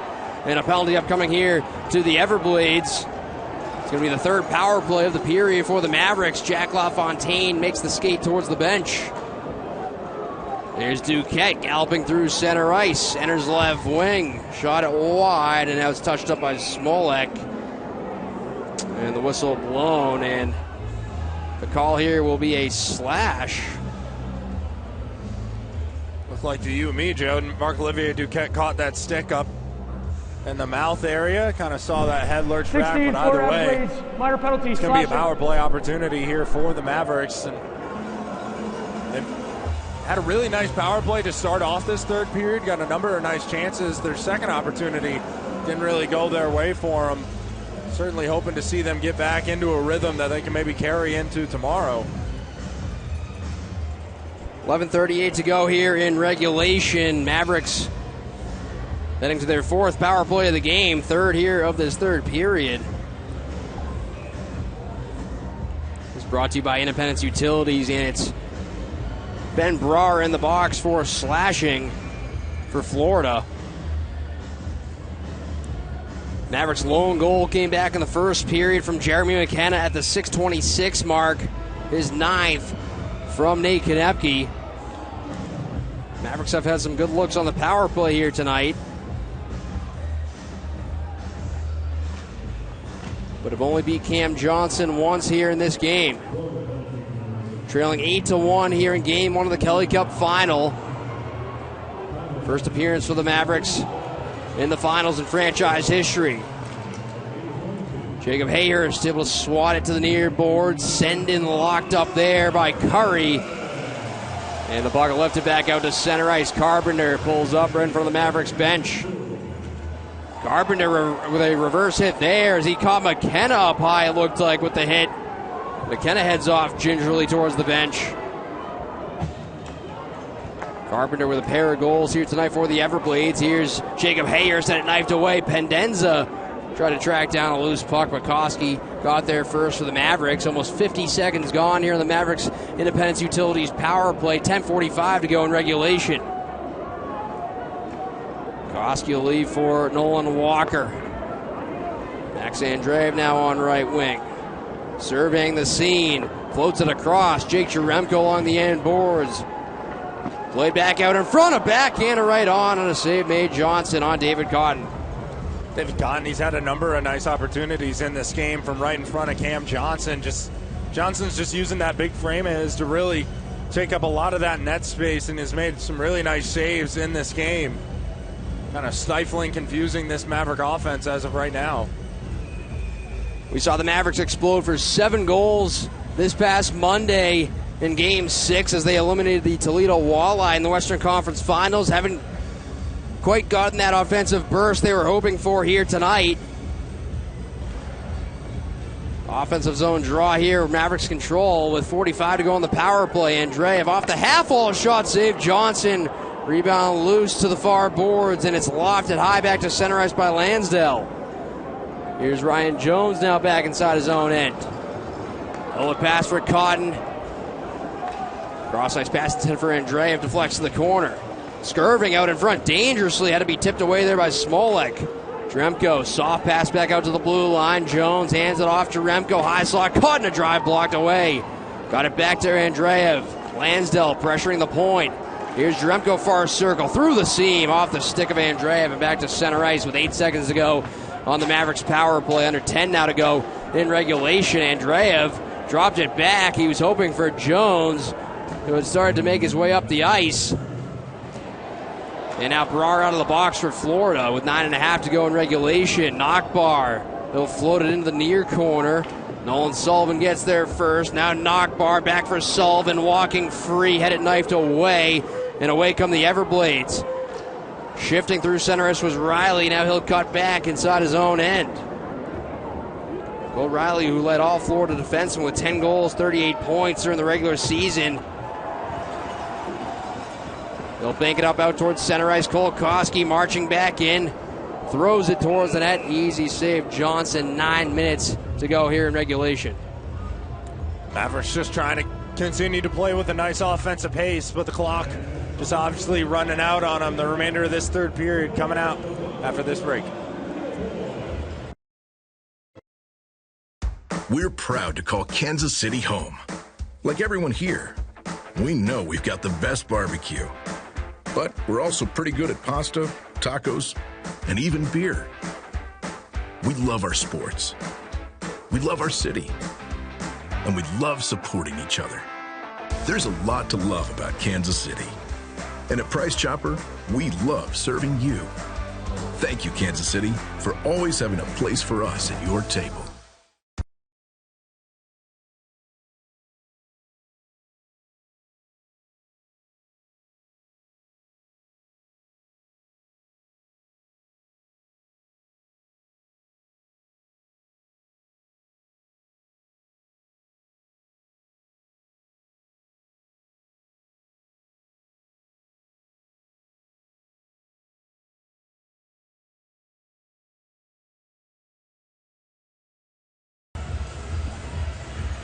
Welcome back. Third period action here inside Cable Dahmer Arena. Game 1 of the Kelly Cup Finals between the Mavericks and the Everblades. Sean Carrier, Joe Benson with you here as Mavs country has waited a long time for a Kelly Cup Final. Things haven't unfolded quite as they were hoping here in Game 1, but it's a long series, a best of 7. Mavericks will certainly regroup and we know come out with a strong effort. They're continuing to do well here in this third period. Had a couple power play opportunities as well.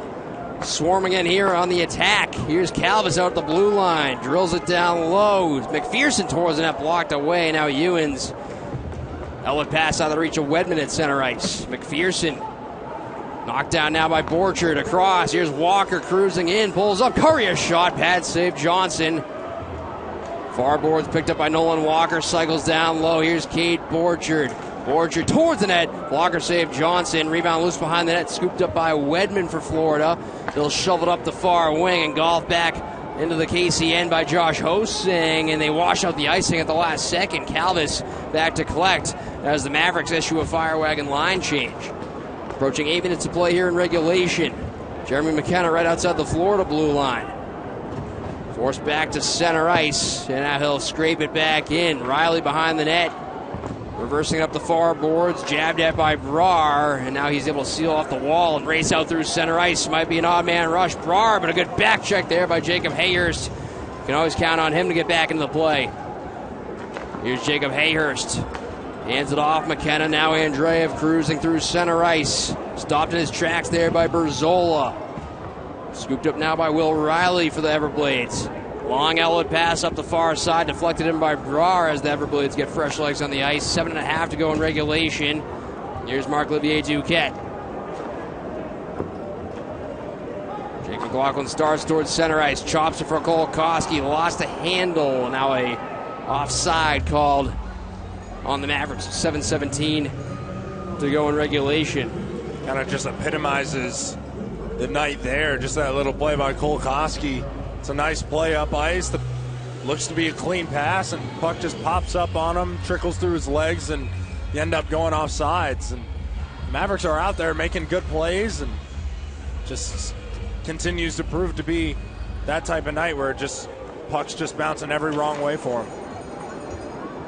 We saw that 7-goal explosion like we mentioned in Game 6 on Monday against Toledo. That was the 13th time this year the Mavericks had scored at least 7 goals in a single game. 8 goals is the most they've allowed in a single game all year. Mavericks were one of the stingiest teams all season long. Florida, like we mentioned in our pregame, allowed the fewest goals during the regular season. And they've continued to be the top-ranked team defensively this postseason, allowing just 2.06 goals against per game on average. 6.5 to go now in regulation. Here's Nolan Sullivan lumbering through center ice. He'll pitchfork it in on Johnson, who covers.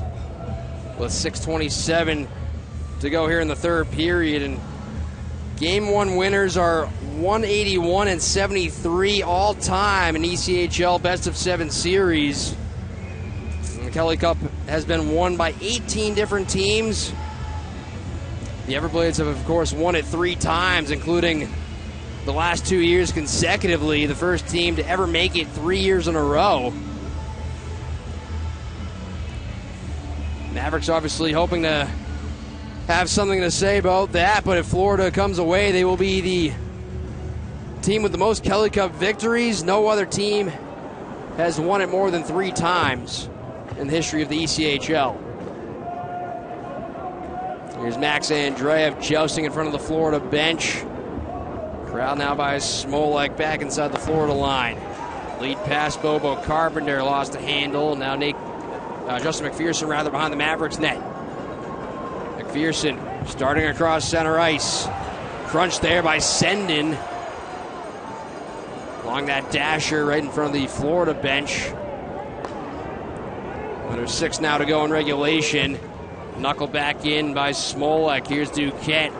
Bursts it up the near side. Cade Borchard on the money for Patrick Curry. Walker on across. Here's Duquette charging in. Flings it in behind the Florida net. Curry unloads there on Ewens. Here's Josh Hosang. First round draft pick of the New York Islanders back in 2014. Cutting into the slot. Deke shot. Save LaFontaine. Now the Mavericks want transition. Here's Cade Borchard up ice with Jake McLaughlin. Borchard, nice finesse move. Now to McLaughlin out wide. He pulls up, looking for a trailer. Finds Jones down low. Tap pass. Hayhurst couldn't find Borchard out in front. And it's wedged back out to center. Here's Jake McLaughlin. Gliding back in. Hayhurst a shot. He tried the shot pass. McLaughlin tipped it just wide. Good poise there from Jacob Hayhurst. Good keeping there by McKenna. Out in front, McLaughlin, a shot save, rebound! What a save by Johnson! Absolutely robbing Cade Borchard. Once again, just that type of night. Cam Johnson has made the saves for the Everblades when he's needed to, and 4:49 remaining in this third period. We'll have our last time out of the game, and we'll be back after this.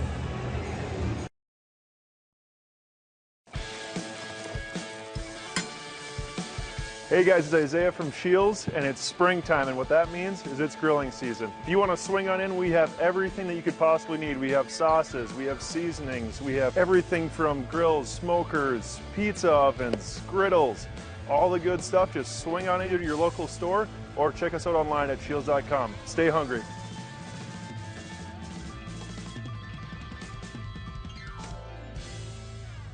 This is a special group. I've been coaching this league for 11 years. I think this is one of the most special teams I've ever coached, and so for the greater Kansas City area to be able to watch them and just see how special they are, that's incredible. And any ways that we can grow the game in the Kansas City metro area, we want to continue to grow the youth hockey market and get people to understand who the Kansas City Mavericks are.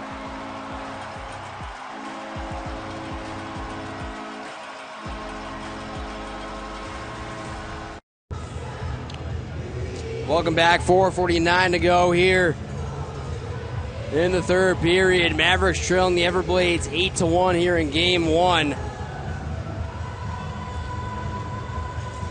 Mavericks' lone goal came from Jeremy McKenna back in the first period. Nearly had another one there. Cade Borchard absolutely robbed by Cam Johnson. Cam Johnson has made saves left and right tonight, and he's been that goaltender. We know he is. Back-to-back playoff MVPs for Cam Johnson. So this Mavericks team, that's going to be just something they have to overcome for the remainder of this series. Nate Konepke heading back to flag down this puck. He's pressured by Jostling. Chow hands it back down low. Jostling behind that centering pass, knocked away by Jones. Jones to the far side. Hayhurst. Cross ice pass on the money for McKenna. Andreev now in the corner. Forced off the puck by Moberg. Back to Jones along wrister. Held there, and some tempers flaring here in the Florida end. Jeremy McKenna in the midst of it along there with Moberg. Smolek as well for Florida. Saw a pretty couple heavy stick whacks here, and going to get some calls on the ice now. Referees have to make sure this doesn't get ugly for the remaining 4 minutes of this game. You see McKenna immediately going. It's Molek as well.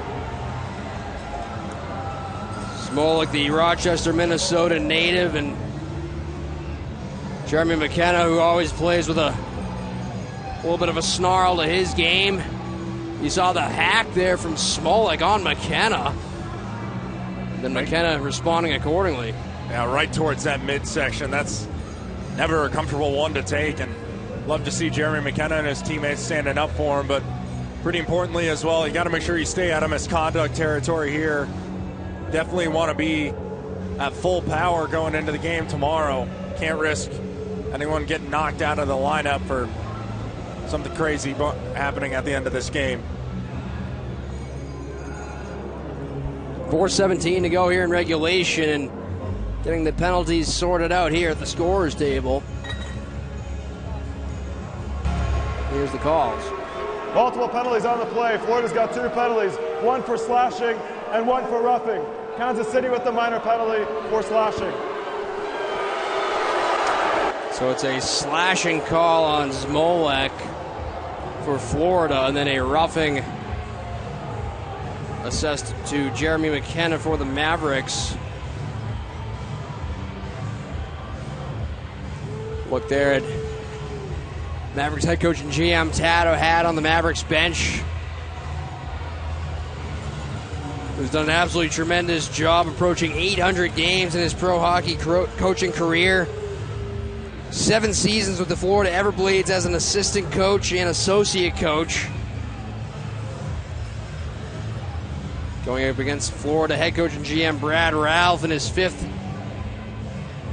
who's the 5th head coach in franchise history for the Everblades. Currently in his 8th season with them. Mavericks will be on the power play here for the 4th time this period.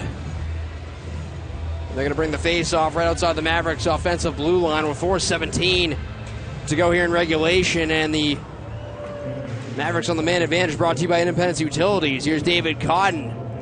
He'll pitchfork it around the boards. Jaremko. Walker now backs it up. Jones rotates it across. Andreev deals back Jones straight away. Over for Jaremko. Deeks across. Andreev back out in front, deflected away by Ewens. Jaremko had his pass deflected away. Here's Carpenter racing through center ice, and he'll one-hand it back in towards LaFontaine. 30 seconds gone here on the power play. 3:45 to go in regulation. Mavericks down 8-1 here in game 1 of this Kelly Cup final. Andreev will steer it back into the far corner. Cotton works up the far wing. Jaremko feeds the line. Here's Andreev, right circle. Shadowed there and given a couple of cross checks by Lansdell. Jones let it on across. Jaremko filters it. Walker, a shot blocked down in front. And then Walker took a high stick on the clear attempt. Arms the referee stay down. Under a minute to go now in the Mavericks power play. Mavericks still getting support here from the home crowd. Great to see late in this 3rd period, as the Mavericks home faithful has been absolutely tremendous all year long. Here's Patrick Curry out of the near corner. He'll shovel it around, changing the point of attack. Justin McPherson down towards the far half wall.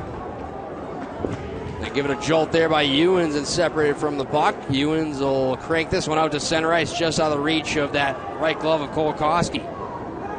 15 seconds to go now in the Mavericks power play. 2.5 to go in regulation. And now a steal. Here's Jostling. Lost a handle to Cade Borchard. As the Mavericks having some trouble now exiting their own end, and out of the box comes Josh Hosang. McPherson slides it across. Calvis. Lead pass to Curry. Over now for McPherson. Weaving through traffic. McPherson had it knocked away by Brar. Circles back towards the blue line. Lifts it on a cross. Calvis, easy glove save made by Cam Johnson. On his way to winning his 13th game here of the playoffs. Just 34 goals allowed for him in the postseason. He's played every single game during this playoff push for the Everblades. And like we mentioned, back-to-back MVP nominations for him the last 2 years in the playoffs. He had a 2.10 goals against and a .922 save percentage during the postseason last year, and the year before a 1.90 goals against and a .931 save percentage. That was back in 2022 when the Everblades beat the Toledo Walleye in 5 games. They, of course, swept the Idaho Steelheads last year after they set the ECHL record for most wins during the regular season. Mavericks trying to prevent them from winning their 3rd straight Kelly Cup here this year. To the last 90 seconds now of regulation.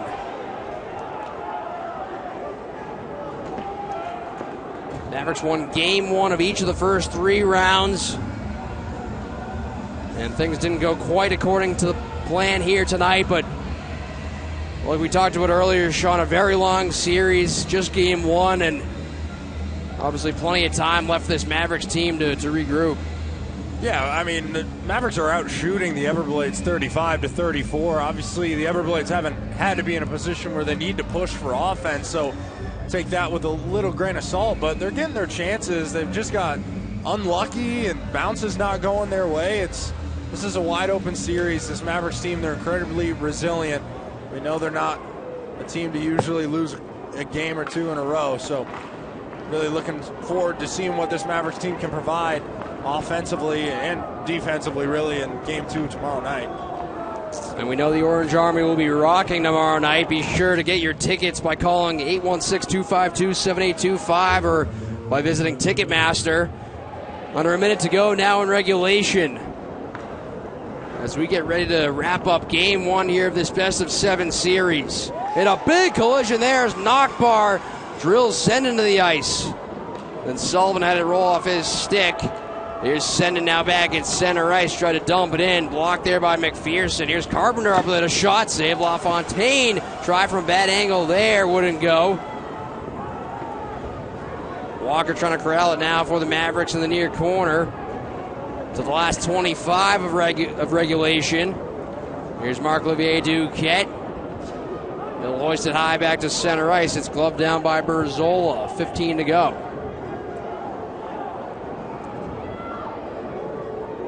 Berzola back behind his own net. He's forced towards the near corner by Sullivan. Clock bleeding down. Sullivan jousting with Berzola. And that took a couple cross checks up high, did Sullivan. As the horn sounds to end this one, and the Mavericks will fall by an 8-1 final in game 1, and the Everblades will take a 1-0 lead in this best-of-7 series. This Mavericks group, they'll definitely be looking to hit a little bit of the mental reset button. Definitely not how anyone envisioned this game 1 going, but still a lot of offensive chances and bad breaks defensively. These guys will be ready to go tomorrow night. They're not one to just lay down in any sort of series, no matter the opponent, no matter what happened the night before. So looking to see a much more intense effort out of this Mavericks group here tomorrow night. We'll take a quick break, and then we'll wrap things up for you on the other side. Mavericks fall 8-1 here in game 1. We'll be right back after this for the Mavericks postgame. From a world of darkness,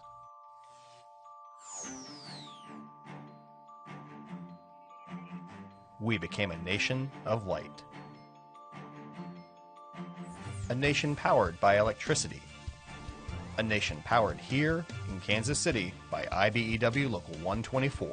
The International Brotherhood of Electrical Workers, IBEW Local 124, powering Kansas City.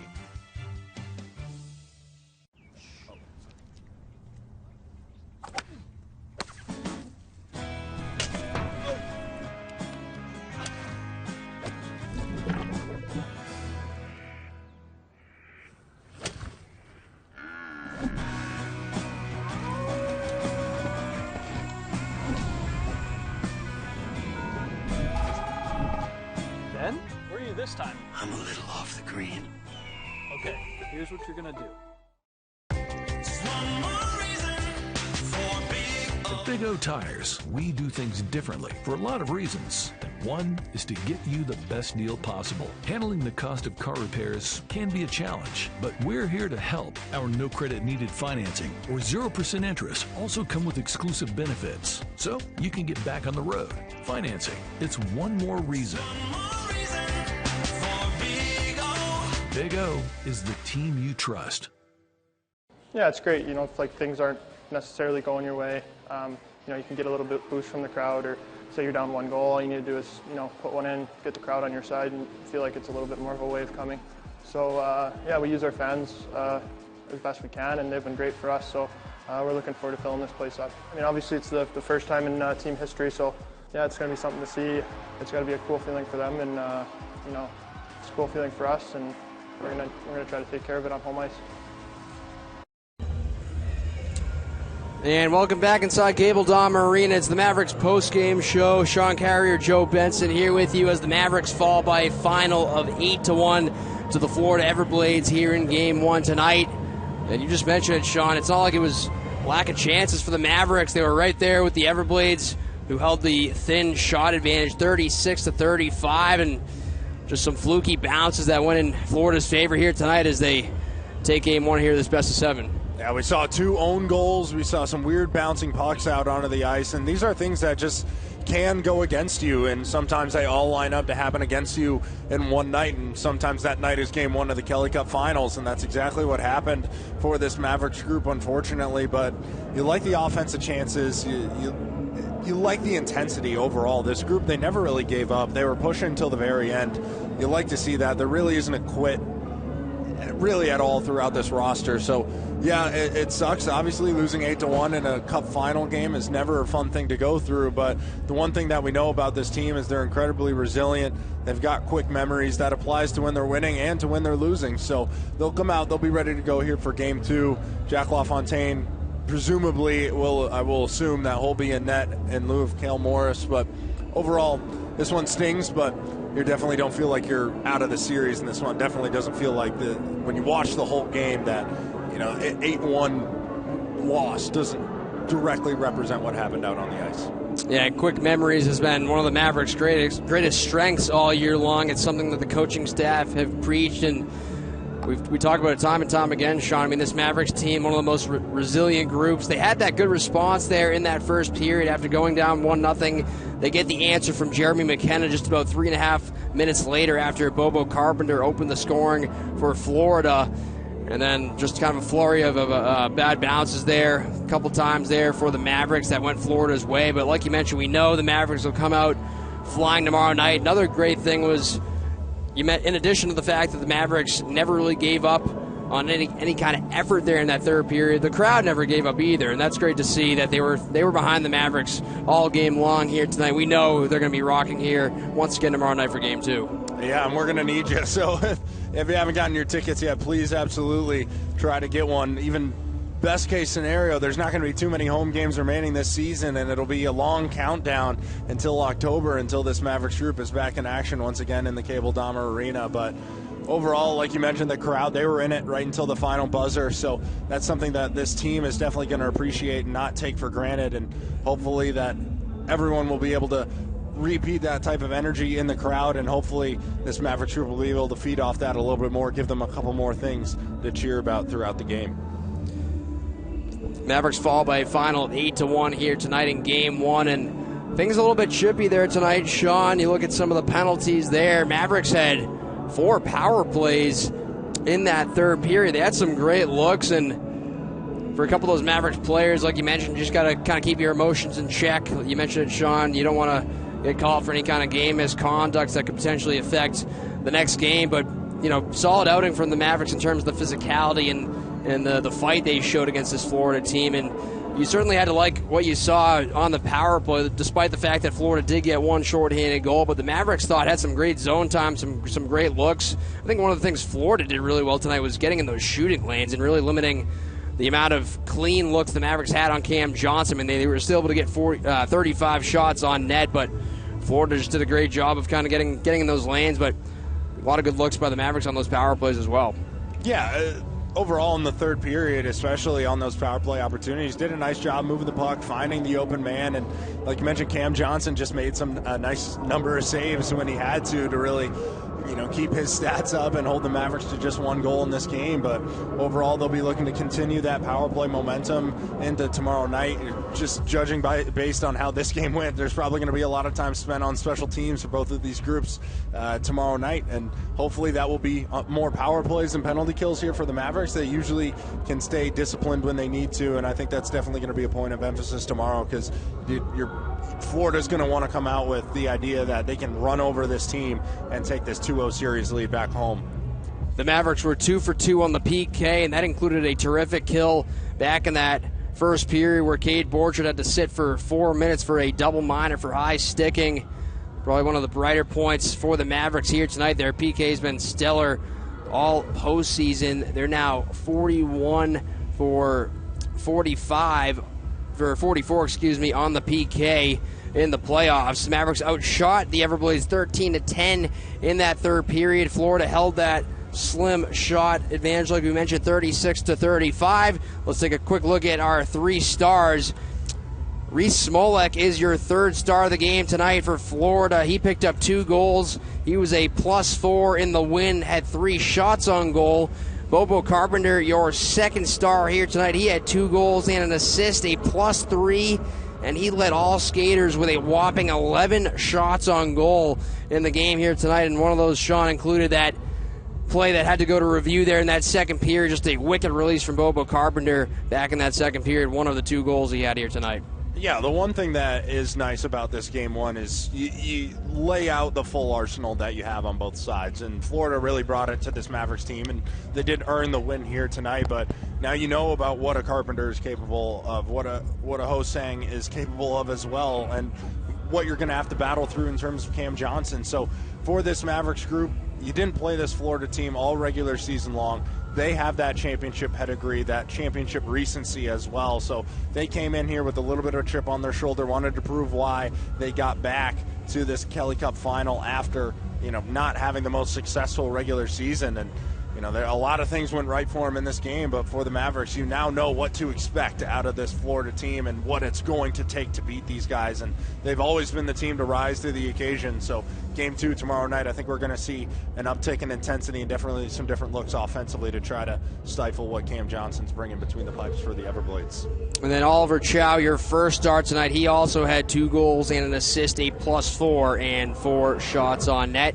Cam Johnson stopped 34 of 35 in net for Florida.